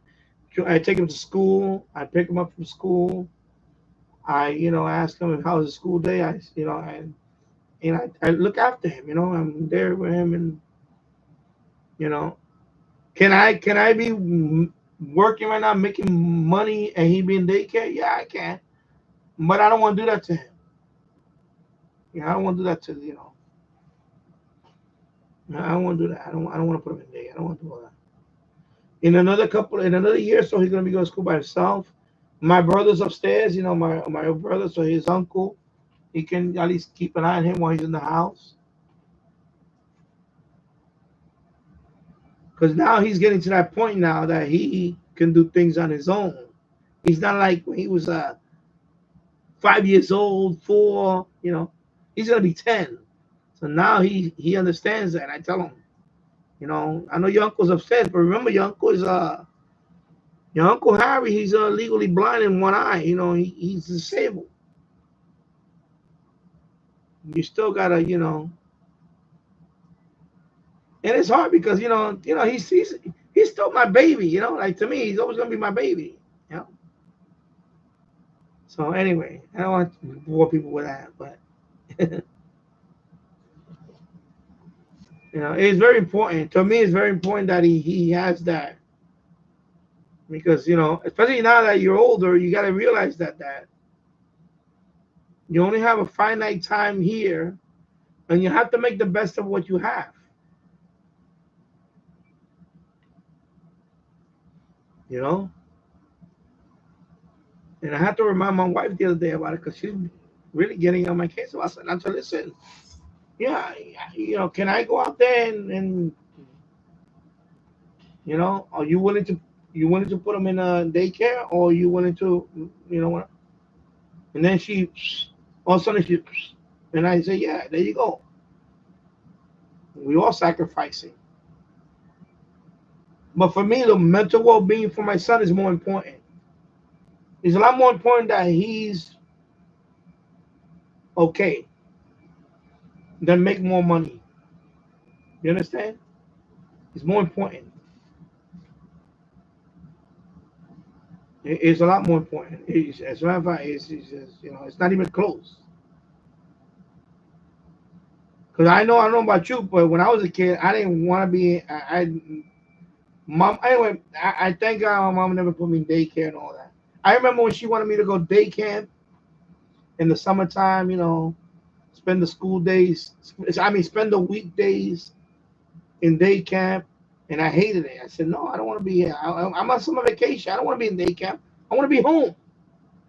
I want to be home watching cartoons as a kid, right? I want to be home watching, playing with my toys. I don't want to be at some day camp. Because, you got to admit, as kids, 99% of us didn't like school. especially when you're introverted like me. I introverted. I was very shy when I was little. I didn't want to be. I didn't hate it school. I really hated school. It took many years to get out of that, and I really never liked it. I just never liked it. Now college is different because you're a lot older, you're wiser. In college, I did a lot better. I was a very good student in college, but during elementary school, I still had good grades. They weren't the best grades, but they were good. But I hated school. I hated the social aspect of it. I hated the whole in high school I really hated it. I wanted to drop out of high school. I got my GED, and then that's when I went in the Air Force. I didn't want. I hated high school, especially when it sent me back to my zone school. My local school here, it was a horrible school. In the Bronx, Theodore Roosevelt was like the worst school in the at that time. Theodore Roosevelt High School in the Bronx was one of the worst cities in the school, and I got sent there for my own because it was my own fault. I cut school from Art and Design High School, and then they said, no, well, you failed. You messed up here. We're gonna send you right back to your zone school. And that's when I said, I'm not coming to the school. That was one of the first. As a matter of fact, Theodore Roosevelt was one of the first schools in New York City to have metal detectors back in the early '80s. Metal detectors. Okay, that was one of the first schools. That's how much craziness went on in that school. So yeah, I was like, nah, this is not.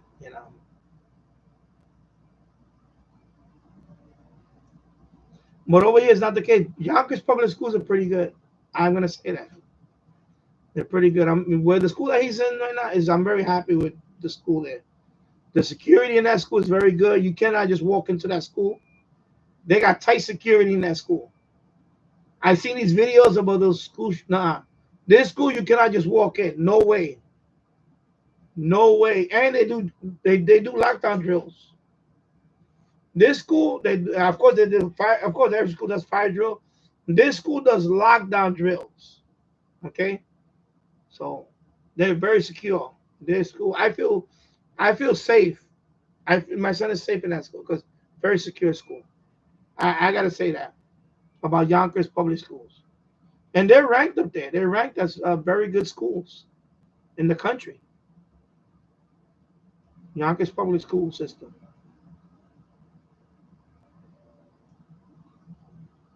Let me see what's up to over here.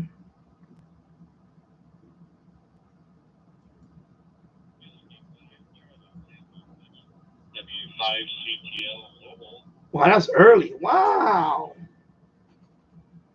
Oh my God, that's early. Look at the PSK reporter. So I got hurt in New Zealand. Okay, let me move this thing out the way.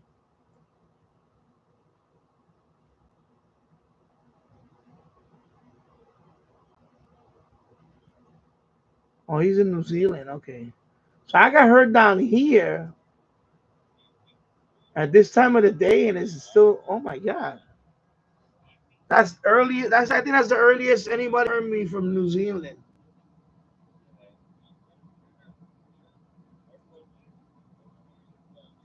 Yeah, because normally, that's another thing that when you doing when you like for example when I started doing FTA, HF of course 10 meters. You learn about propagation. You learn a lot more about propagation. Of course, when you amateur radio, I learned a lot more. So I learned that, of course, early in the morning, it starts in Europe. I listen, I can hear more in Europe, and then it works its way westward. So right now, we're still, of course, if you can see here, you can see the gray line. So right now, the gray line you see is Eastern Europe and Russia. It's already dark, right? It's already nighttime. So now this is the gray line. This is the gray line. So by later on today, obviously it's gonna be over here. You won't be able to hear this anymore. You're gonna start hearing the West Coast and the Pacific. Okay, so you learn about this stuff, you know. And of course, the way my antenna set up, I can hear more up here. Like yesterday, it wasn't that great. Yesterday, I was hearing all of this only, very little here. And then at night, late at night, I all the way to 8 o'clock at night, I was making contacts over here, Japan and the Pacific. Until right before 9 p.m., I have made contacts from Japan. Because remember that the gray line goes this way. It goes west.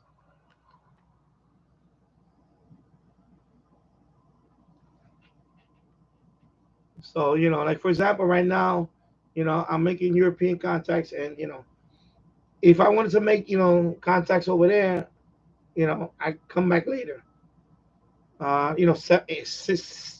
6 o'clock or even earlier, but let's say around 6, 7, 8 o'clock at night, I can make contacts on that side of the globe. So you learn this stuff. This is stuff that is pretty interesting to learn. Even though I knew some of the stuff from shortwave listening, but yeah, the gray line. And it's interesting, especially right at the gray line, like especially for example Japan. Um 6 o'clock, nothing. So even 7 o'clock sometimes. All suddenly from like 7:15 to like 7:45 or right before 8 o'clock, all suddenly nothing but bang, bang, bang. My FT8, nothing but Japan. Bang, bang, bang, bang, bang, bang, bang, bang, bang. The call roster will be like mostly Japan. You know that's what happens. Like the opposite, early in the morning. Excuse me. Yeah, exactly. It is fun to use it once you Blastino. Yeah, it's fun to use the gray line once you know how to use it. Yeah, so I'm figuring it out now that Japan, like last night, it's like 7:30 in the evening because I went to the parent teacher conference. So I was like, I finally got here. No, not even. It was like 8 o'clock. So what was it? Yeah, right before 8 o'clock in the evening. It was already dark here. It's dark, 8 o'clock in the evening. But I said, let me fire it up. And right there, I got maybe like at least 10 contacts in like minutes. I had like about a 15, 20 minute window. And I was just getting bang, bang, bang, bang, bam, like, and of course, West Coast contacts too. And, I thought the day, and I said, let me fire it up. See, it's already dark outside. It's already dark outside. 10 meters is going to be dead. The minute I fire it up, I can hear it's loud and clear. I said, okay. The minute you hear that loud and clear, once you hear it like that, okay, it's still active. I said, wow, it's still active. Okay, so let me open it up. And as soon as I open it up, you wait a few seconds. The call roster was full. You know, then it was like full, and then I go to the call roster, and then it was like Japan. Like it was Japan. So yeah, yeah. You said once you figure it out, you know, you know what. So in my case, last night was 8 o'clock at night. So I think it was like from from like I came down here like 5 minutes before 8. I fired it up. I put it on. So from like 8 o'clock to like 8:15, 8:20 maybe, 8:30. Wow. It was just they kept coming in. It was just coming in. I thought I missed out on the day because I said, man, because I wanted to be here before a certain time. But the parent teacher conference took forever. So I got here and I was like, man, I thought I missed today. But I still got a few. And then it died out. Around 8:30, then it went like they flipped the switch. They flipped the switch. Bam, that's it.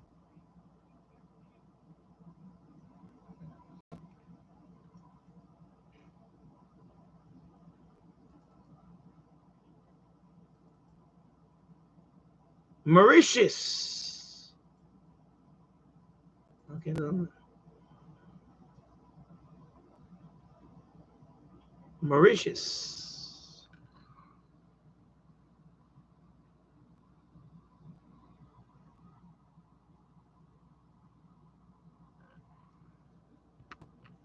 So I can hear somebody from Mauritius.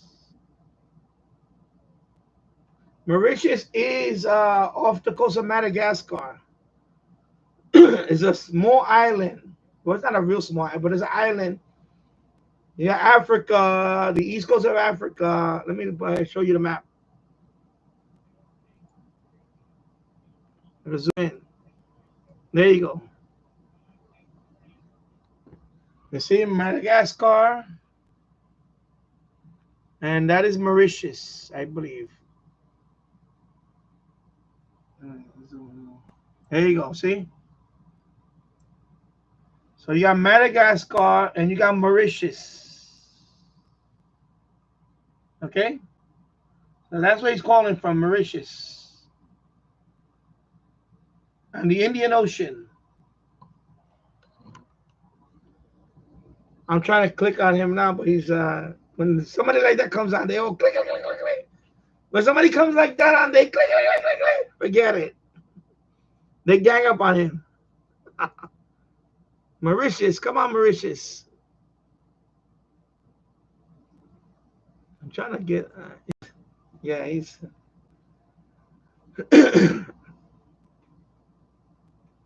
Mauritius.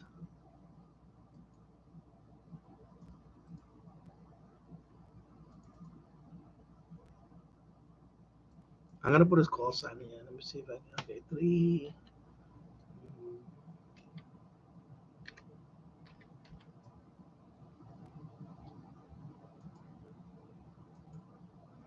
All right.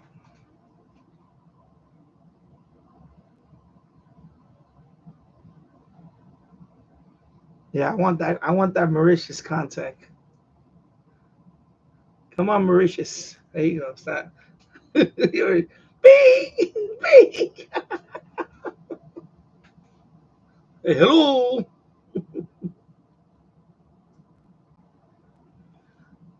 I like those little islands and all. Those are hard. Those are the hard ones. Mauritius. By the way, Mauritius is known for what?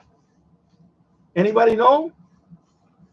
The island of Mauritius is known for one bird, and it's an extinct bird. So anybody knows that answer, please put it right there in the comment right now. It's a very famous extinct bird with a funny name. And that bird was only on the island of Mauritius, off the coast of Africa in the Indian Ocean. I think they might have also been in Madagascar too. But I know Mauritius was very famous for that bird. As a matter of fact, I gotta look it up too. That was my phone. I want to use my. I think Madagascar also might have been. Let me see. I gotta double check now. But I know Mauritius. Let's see.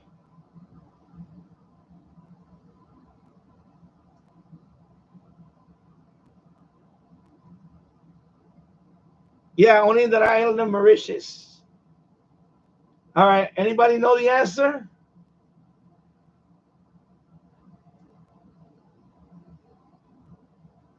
I'll show you a picture of it. Ah, you saw the name. So Mauritius is famous because of the dodo bird. The dodo bird. It was a flightless bird. It basically didn't fly. It was just a big bird. And I guess the explorers, when they went there, and they wound up eating all the dodo birds, is extinct. So it's called a dodo, like do do do do do do do do, like the cartoon. Do do do do do. So the dodo bird was only native to the island of Mauritius. I guess he's gone. Let me see. What's that? Mauritius? Oh, he left the call thing. Oh, come on. Come on. He left. Mauritius left. Yeah, no, and every I seen it on every band because I'll go into the band and monitor the other ones. When they see a station like that, yeah, they all click, click, click, click, click. Yeah, Mauritius. Yeah, that's a rare station. It is a rare station. Yeah, I seen them on the. I went to listen on 15 and all that. And I saw him, but that's the first time I seen them here on 10. That's the first time I seen them on 10 here. Yeah, Mauritius. So anyway, that very famous extinct bird called a dodo, and it's also a popular vacation spot for South Africans. I've never lived in South Africa, but I know it's very popular with South Africans to go. They fly there for like a vacation. I guess they got resorts there and all that. Um, yeah.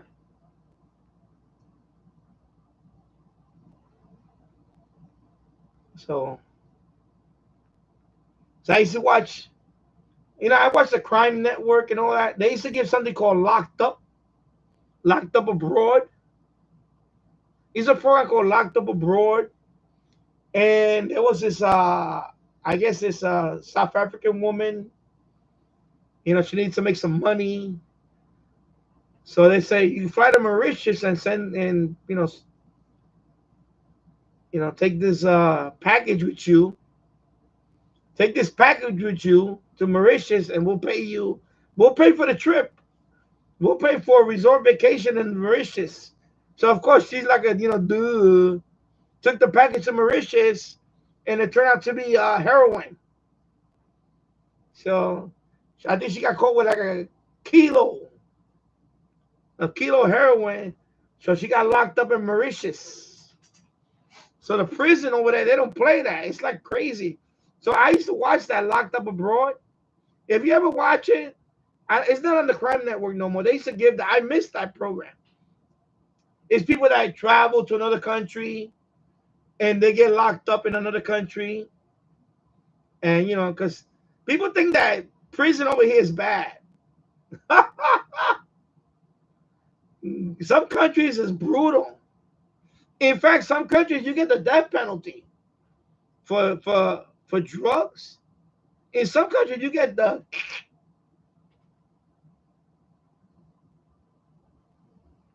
it's crazy. And it's strict. Even Japan, not the death penalty, but they're very strict in prison. Like they put you to work and you have to march and you have to be lockstep and marching when you go to one day. You can't. It's not like prison over here where they do what the hell they want. In Japan, when you go to prison in Japan, you go through work. You're gonna work in there. They put you to work, mandatory. It's crazy. It's very strict. You think that in Japan they're very lenient? No, no, no, no, no, no, no. You go to prison in Japan, you gotta work. You gotta work. They put you to work 5 days a week. I think it's like you work at like a full time job while you're in there, and you march. It's like military style prison. You march. They put you to march. It's not like you just walk in lollygagging and talk. You're not allowed to talk. You're not allowed to talk. When you watch this program, it's like, wow, they're very strict. They put you to work and you march to the work area. You march back. You're not allowed to talk. Um, and I think as punishment, when you go to solitary confinement, you don't lay there. I said you got to sit in the middle of the room. You got to sit like in a yoga position with your hands like this for 8 hours straight or something like that. And if you move, they can come in and club you.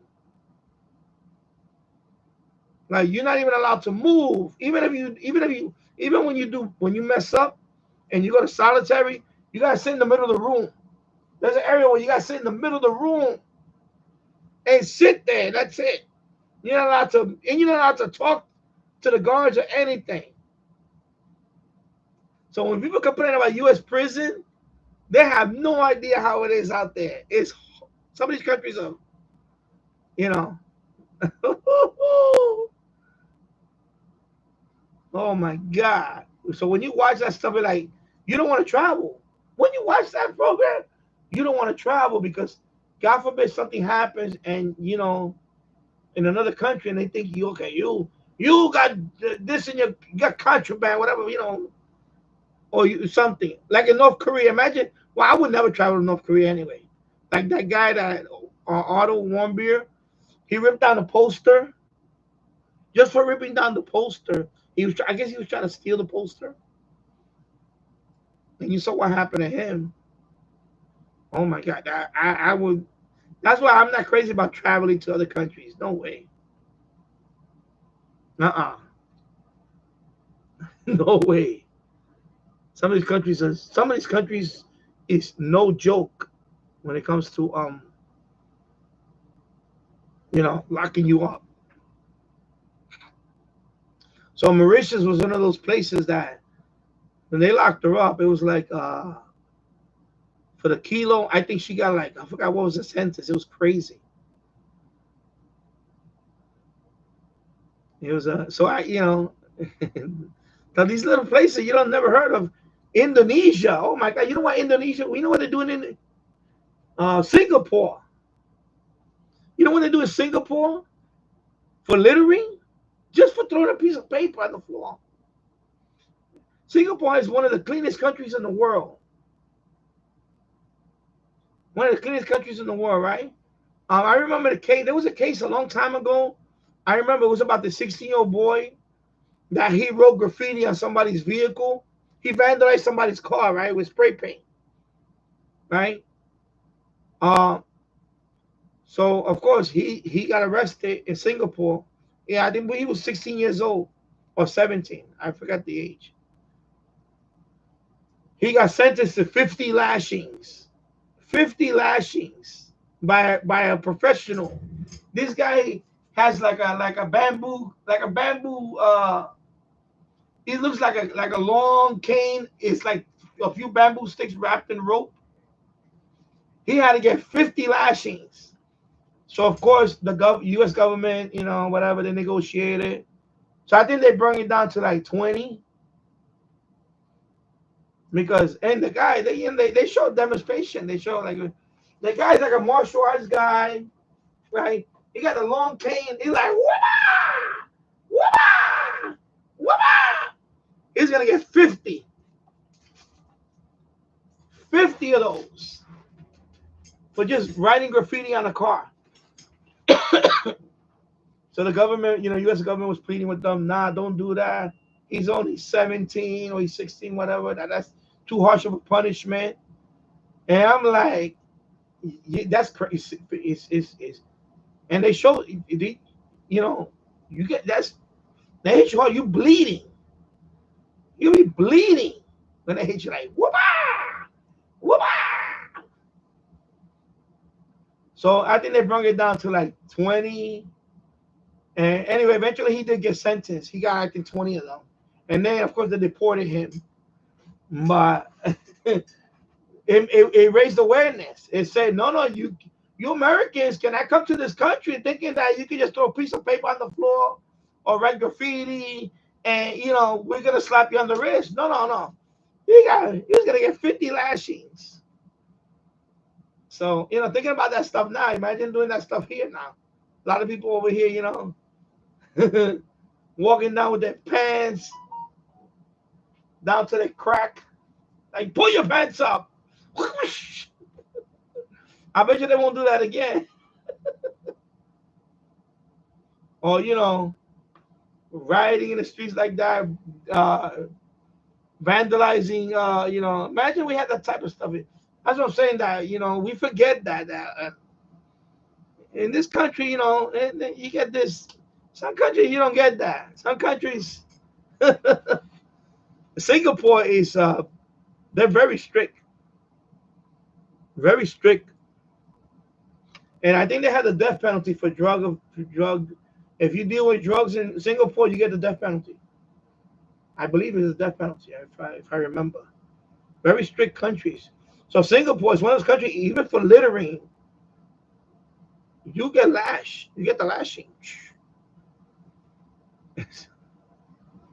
You get the lashing, boy.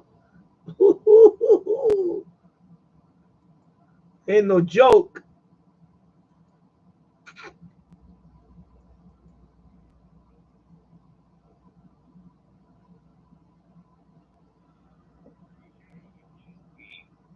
XLB, 2B1SK8 calling you about their layup cover.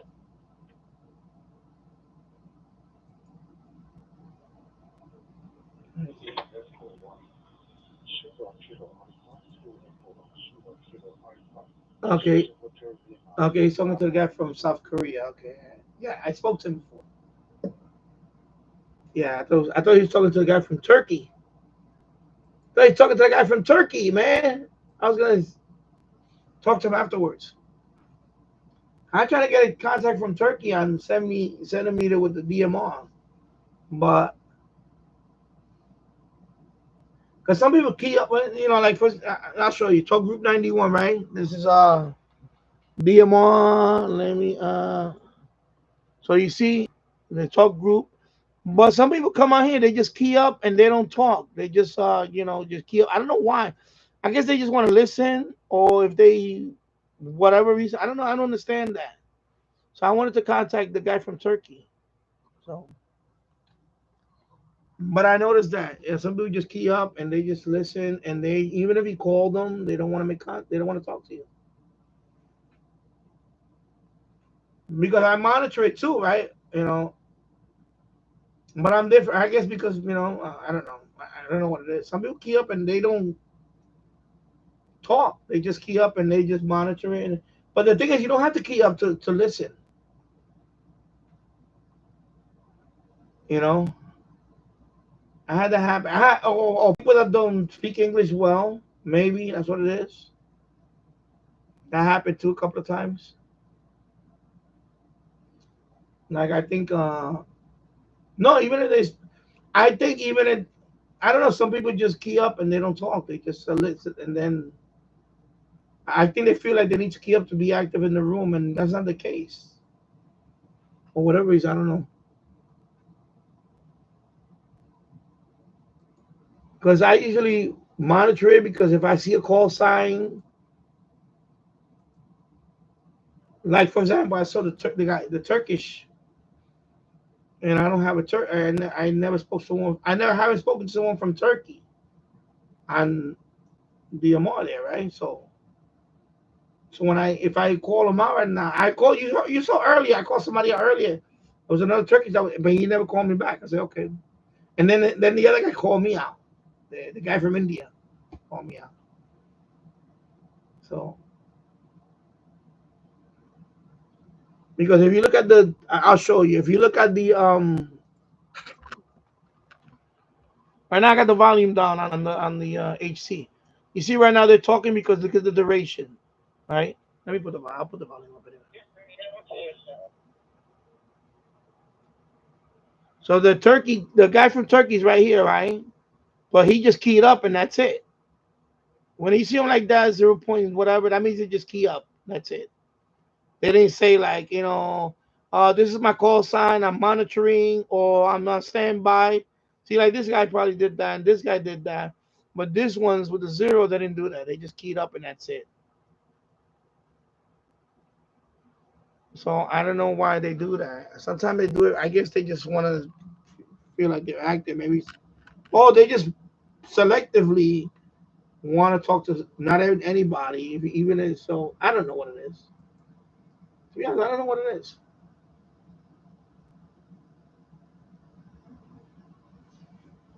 Like the guy from Maryland,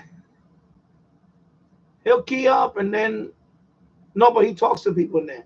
But the problem with him, he doesn't want to talk to me. When I key up and I call his call sign to talk, I get nothing but crickets. So I don't know.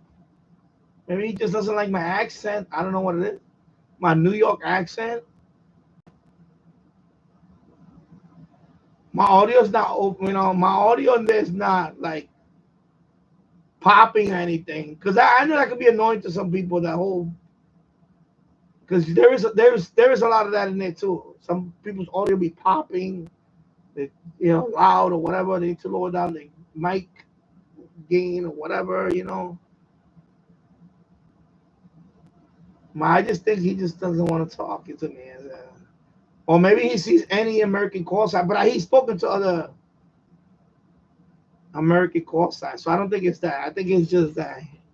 It is one Sierra Charlie You know, Hotel I 40 don't know. 25. Anyway, I don't call him no more. I saw him, I believe, yesterday and no, not yesterday, before, night before. And I was like, I didn't call him no more.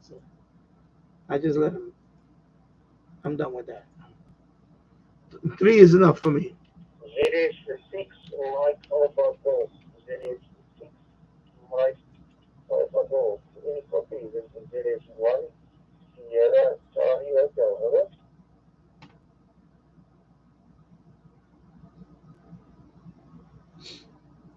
Yeah.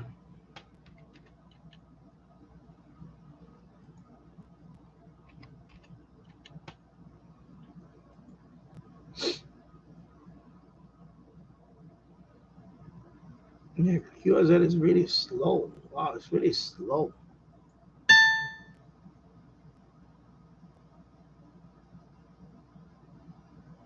Malawi.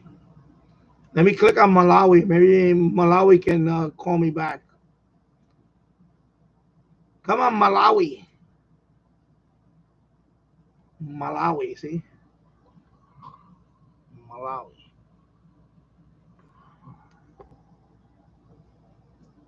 So Malawi's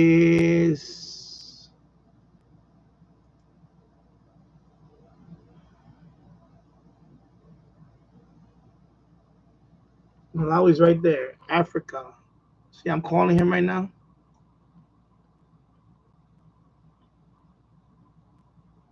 So 7,058, 7,758 miles away. Malawi.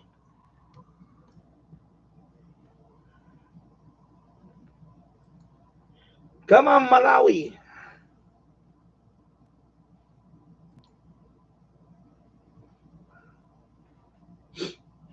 Malawi. I hope I pronounced that right. By the way, that's where Madonna, I think, adopted a few kids I think from that country, Malawi. If I remember, did she adopt? She did adopt. I don't know why I know these little facts. I guess when I watch TV, I think there was an issue with that. I think they were trying to ban her from the country.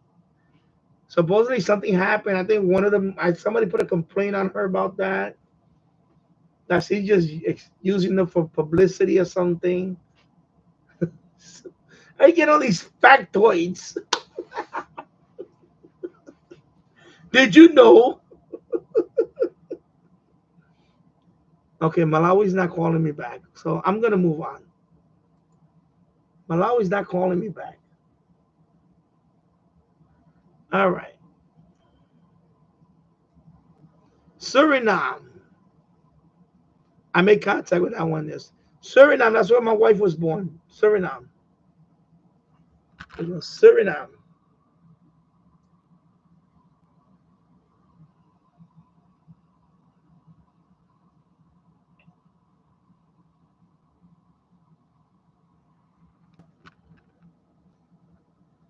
So Suriname is in, let's zoom out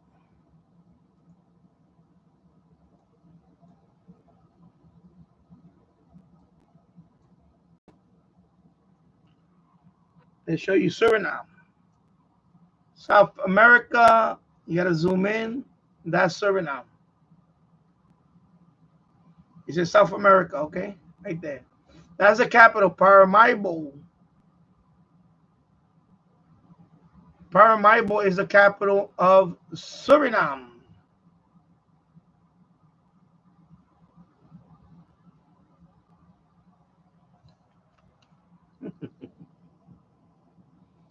So my wife was born there. My wife is a Suriname, I can't even pronounce it. Surinamese. They were formerly known as Dutch Guyana. They speak Dutch. Yeah. So that's where my wife was born.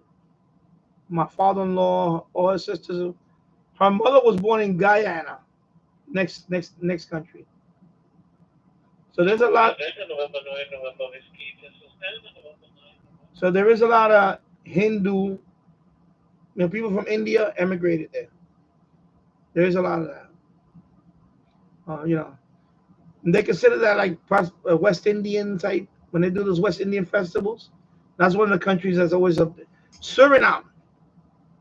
Okay, I just did it. Just back to back. Okay. All right, fine. I'll do another one.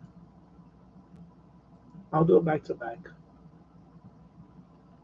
I'll do it back to back. Come on, load up.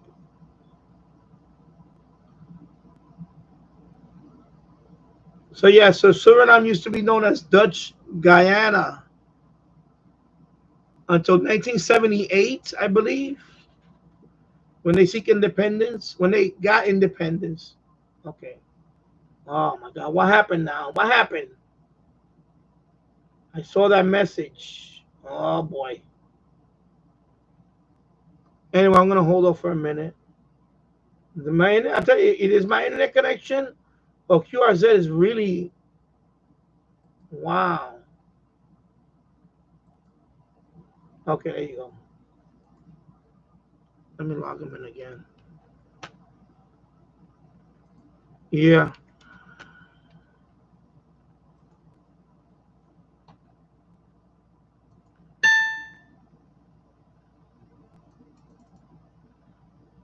Okay, Switzerland. Very good.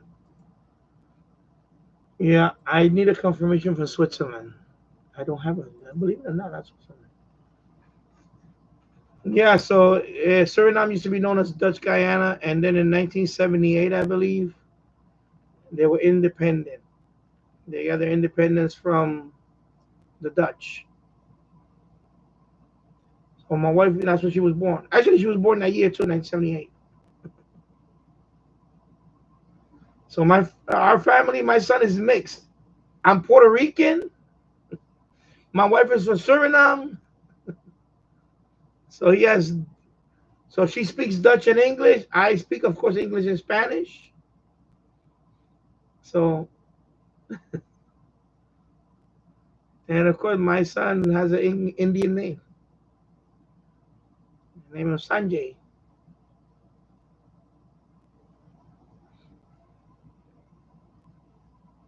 So yeah, Dutch Guyana. When people talk about Guyana, they think about one thing. You know what they think about when people mention Guyana? They think about what's the first thing that comes in your head when you think when you hear about Guyana? Jim Jones. Yeah, I'm sorry, I don't mean to giggle about it, but that was crazy. The Georgetown, the Jim Jones thing that happened in Georgetown in Guyana, and of course French Guyana is very very famous It was a good movie. It's called Papillon. You ever heard of Papillon? About French Guyana? There's a French. What happened was back in the days. I was in the old days. The French used to send their worst criminals, or not even criminals, not their worst criminals, but well, yeah, their worst too. France, Guyana used to be they had a penal colony, colony. So they had prison. They had like a work, or, prison camp in Guyana. So the French would send when you went to prison, they would send you to Guyana. So that movie Papillon is about that. So Papillon, I think, escaped 2 times, and he got caught. And then, of course, you gotta see that movie. The original movie was with Steve McQueen, I think. The original Papillon. There's a book about it. It's based on a true story. So it's called Papillon. And you go to the work camp. Of course, if you try to escape, usually the penalty for escaping or try to escape, if you do get caught, is the guillotine. They put you on the guillotine. And so I guess the beginning part of the movie, when he first goes into the prison, they caught somebody that he had just escaped, and they recaptured him, and they brought him in, and he's like pleading for his life, like, no, no, don't do it. They put him in the guillotine, and they dropped the blade on him. So the prison warden said, let this be a lesson to you guys. There's no escape from this prison. And of course, if you do escape that prison, there is jungle, so in the middle of the Amazon, because there is part of the Amazon goes, the beginning part of the Amazon starts from up there, from Guyana and all that. So there is, if you make it out of the prison, the jungle, they have, jaguar. What's a jaguar, right? It's like a mountain lion, like a cheetah, like a leopard. I think a jaguar is like a leopard. So you got those wild animals like that. So you can get eaten by a jaguar or crocodiles. There's a lot of wild animals in the jungle. So even if you make it out of that prison camp, and then of course you got if you make bounty or whatever. So I think the first time he escaped, he made it all the way up to Panama. Was it Panama or Venezuela? And then he got caught. So when they brought him back to the prison, I think he spent like 2 years of solitary confinement. Now, in solitary confinement in French Guyana was not like over here. You get a room, and I said, no, no, no. They put you in a room. The ceiling is open. The guards walk up and down. You're not allowed to talk. So for 2 years, he couldn't even talk. So for 2 years, I think it was 2 years, he couldn't even talk. If you talk, they beat the crap out of you, literally. So he was not allowed to talk. No contact with anybody. Not even a prison guard, you can't talk to them. Nothing, nothing. You're in that cell, you stay in that cell. They feed you. You don't come out. There's no 23 hours, you get 1 hour to stretch. No, no, no. You're in that cell 24 hours a day. For 2 years, he was in there. After 2 years, he never came out of that cell for 2 years. And he wasn't allowed to talk. You can't even talk to yourself. Imagine that. So what he would do is, I think he would like purposely kind of suffocate himself. He would literally suffocate himself and get like really, like almost to the point where he's unconscious, to make his days go faster. Like he would literally pass out by, of course he could risk suffocation. So he was literally suffocating himself, and then he would dream While he was in that state, he would dream about being back home on the beach, whatever. That's how he got through without having to complete. Because people that usually go in there, and that's another thing, people that usually go in that punishment, they come out insane. They never come out the same. That um that solitary confinement that they had in that movie Papillon, whoever went that broke a lot of men. If you even if you survive the the solitary confinement, you come out insane. In other words, it's gonna mentally break you, no matter what. Even if you physically. So that's how he got through. He would literally pass himself out, and he was like, yeah. I guess basically he passed himself out. He would just be in another like dream, and then he survived. He survived it, and then from there they send him off to Devil's Island, which is an island off the coast of French Guyana. It's an island it's out there in the sea. Even if you could escape that island, it's shark infested waters. Because he was going to survive the rest of the sentence on Devil's Island. There's no escape from Devil's Island. He escaped. He literally escaped. I guess over time he spent, I don't know how many, another couple of years there. I think they make like a makeshift raft or something, and he escaped. And this time he successfully made it all the way to Panama, and he was a free man. And then he wound up writing a book about it. Some people said that it never really happened. And some people said that it never really happened. But anyway, it's very fascinating. If you gotta go see the movie, it's called Papillon. And it's a very fascinating movie about that. It really is, you talk about prison. That's wow. Very harsh. Okay, I'm moving on. This guy just totally okay. And I'm talking to you, I let these things runaway train. Oh my god. They must hate me in there right now.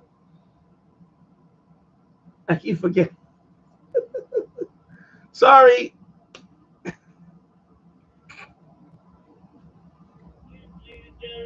My friend, thank you very much for coming back, and do enjoy your lunch. Oh, that's Tony. Tony from Brooklyn. This is WTGAS in New York, and we will be QRT and off to bed. 73, my friend. Oh, that's Tony. Tony.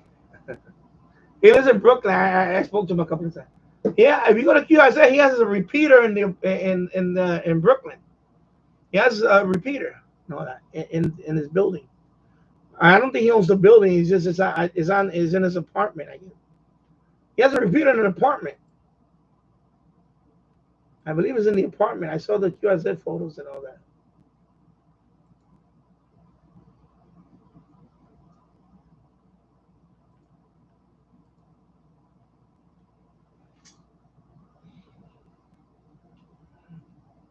In fact, I seen the other guy that was here. What's his name? The guy that was here last week, last stream.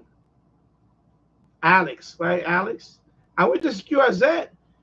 People that live in apartment buildings. This guy got a long wire up on the rooftop of the building and all that, and stuff like that. He has like a bunch of antennas up there. I'm like, wow. And an apartment building. Apartment building. I mean, you live in an apartment. You don't own the roof, but he has it all up there, and nobody messes with it. Maybe I don't. If he comes down, I'm gonna ask him about that. I was just, I was like, that's pretty cool that you live in an apartment, you can still do all that. Because obviously, you live in an apartment, you're not allowed to do all that. But he has like he told me he was like 80 feet of wire and all that. I'm like, wow, you could do that in the middle of Brooklyn. Oh no, he's from Queens. He's from Astoria. He's by this guy's neck of the wood. I don't, you know what I mean. Anyway, he's from Queens, so his apartment building, he has all that stuff. I'm like, wow. So this guy too from Brooklyn, He has a repeater in his apartment, and the antenna's on, I guess, on the rooftop of the apartment building. Because if you understand, if you've been to New York City, you know what I'm talking about. Brownstone apartment buildings. A lot of them are 5-story buildings, 6-story buildings. A lot of these apartment buildings go back to 70 years. They're 70-year-old buildings. Some of them go back 100 years. Old apartment, brick, brownstone. They call them brownstone buildings. I've been to a few of them that don't have an elevator. When I lived in the Bronx, across the street from where I lived at, there's a couple of brownstones. Um, the one right across the street from my house, 5-story building, no elevator. They never had an elevator. It was when it was built, no elevator. So that one, if you're gonna live in that building and you need the elevator, forget about it. That building has no elevator. It was never built in that building. The other building had elevator. The next building had an elevator. The one all the way up the block didn't have an elevator either. No elevator for that one either. And that one was also 5 stories. That one had a courtyard though. The one all the way up the block, when you walk in, it had a courtyard, and it had 2 sets of stairs. Actually, 3 sets. It had one on one side, one on this side, one in the middle. So when you walk in the main lobby, if you wanted the middle part of the building, you have to go to the center stairs. If you wanted to be on that side of the apartment building, you had to walk on that side, and there's stairs that go up there. But none of them had elevators. So there's a bunch of there's buildings in Manhattan. I mean, there's buildings all over New York City that are 5 stories or even 6 stories with no elevator. No elevator. Believe me. So, these buildings were built way back. Okay? And and some of them still had the plaster walls and all that. Like my house, the room above me, no, the living room and the kitchen, there's still walls that have plaster. On the second floor, all the rooms upstairs still have plaster. Plaster and lath. They call that lath. Or lath. I don't know why you pronounce that. Plaster walls. Not drywall. See, this is drywall. What we call it sheetrock. Drywall. Plaster. The original plaster walls. But this house is 100 years old. This house right here. 100 years old. Yeah, so Tony, he has a repeater in his house. Channel is very busy, I see. As always. That's a New York accent right there. Very good, my friend. Please come back with your name. Your name, my friend. I am Tony, Tango Oscar November Yankee, and it's a pleasure making the contact in China, my friend. W2 GAS listening. That's my man Tony from Brooklyn. He definitely got the Brooklyn accent down pat.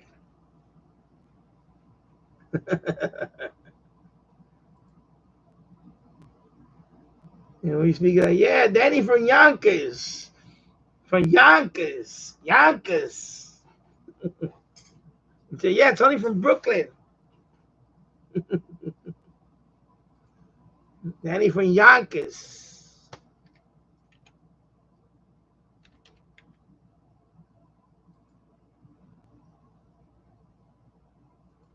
Let me sign his web book. Yeah, this FTA guy right here. When I go to QRC, I see somebody's web book, I sign it. I usually sign them.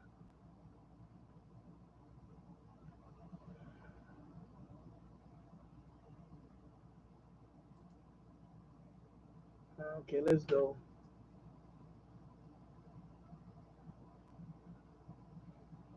Yeah, definitely QRZ is very slow. Wow.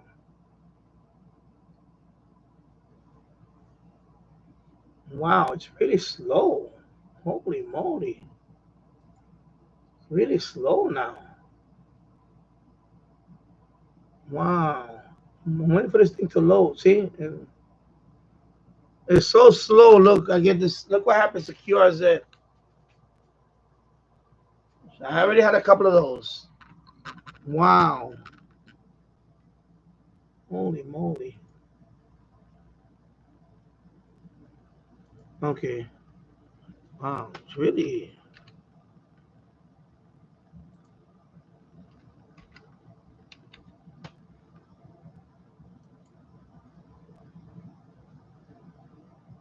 All right.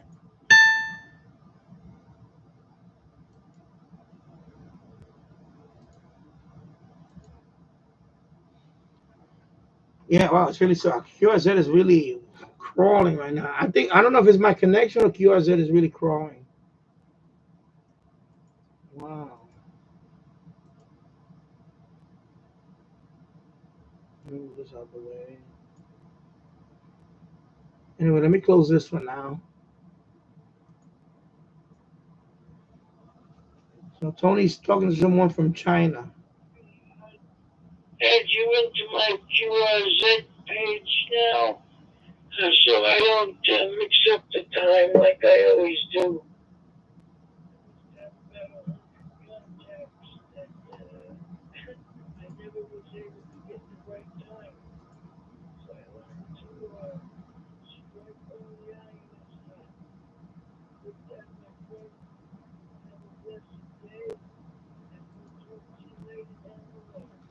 All right.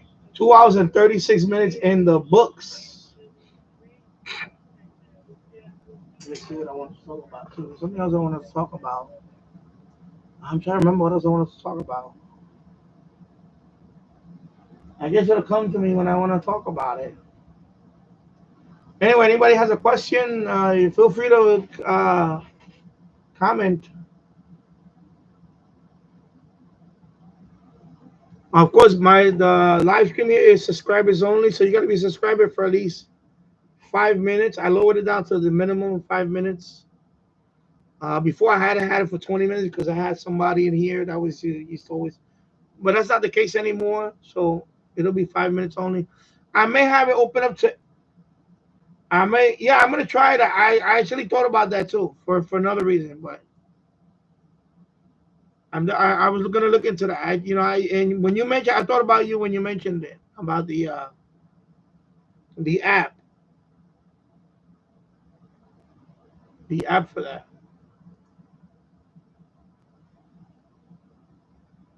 Because I'm thinking about doing like a portable setup. What am I doing? What am I putting? Oh.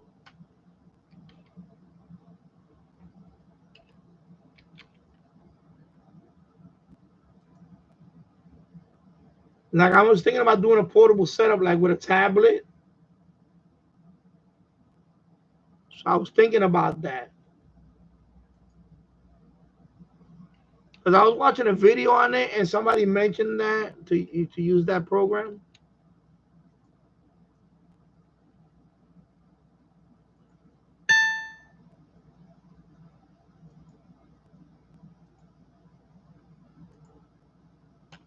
Yeah, like for example, like it's like now that I have this one, right?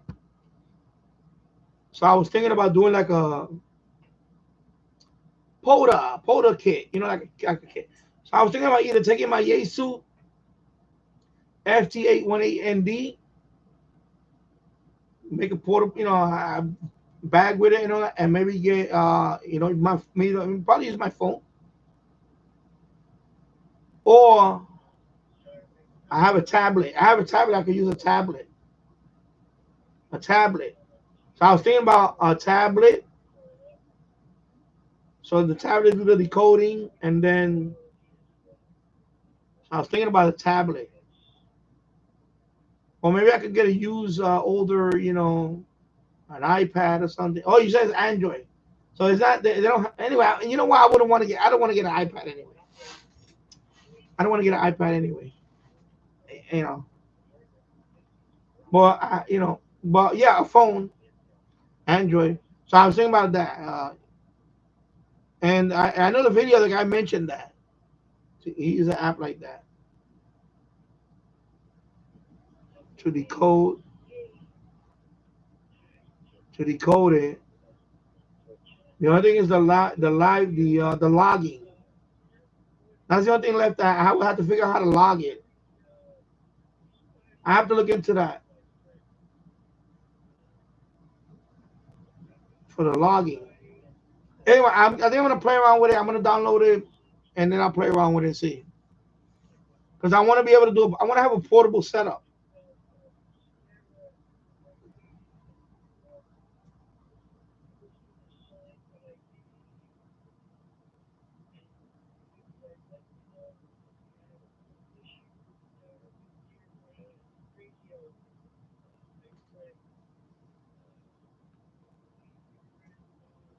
I don't know. I don't know. I'm thinking about it. Because I didn't plan to be on too long today.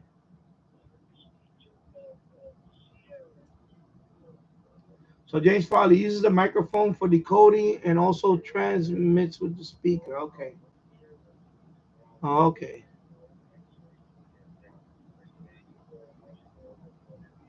So it's called FTACN program. Okay. Tasso, going to have something. Anyway, enjoy your lunch. And Bobby, I'll be right back if not 17. Okay. James Farley, yes, it got everything, maps, everything. I've been using it for over years. Fantastic. You'll definitely like it. Okay. Um, use it every day. Okay.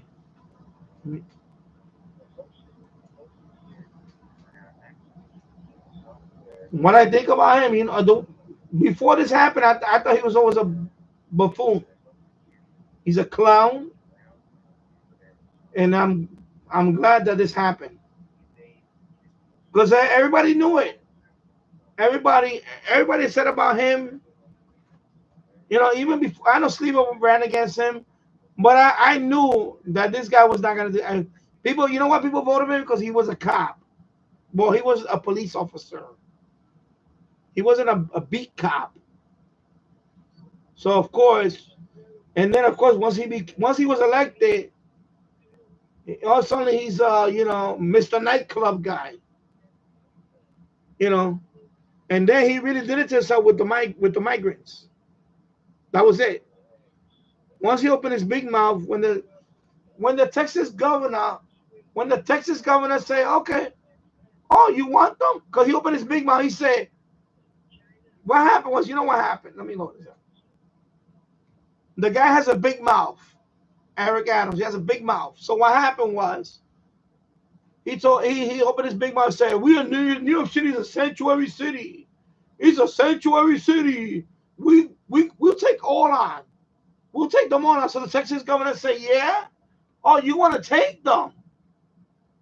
So he did a brilliant chess move. He sent buses. Here you go. Here you go. You want to go to New York City? Where he said they give you a swag bag with everything and you get free hotel room? Here you go. So he flooded New York City with all those migrants. He said, you can have them. That's what he did himself. He really shot himself on the foot with his big mouth. And then he started doing that to every city. Because all the Democratic cities were like, oh, it's inhumane to keep them in them. We'll take them. So here you go. Texas governor, he did a brilliant chess move. Governor Abbott, he did a brilliant chess move. He said, oh, you guys want to talk about we're inhumane? You want them? Here you go. Bus for you, bus for you, bus for every major city. Democrat ran. There you go. Here you go, liberals. Even Martha's Vineyard. Remember that one, Martha's Vineyard? Oh, Obama. Here you go.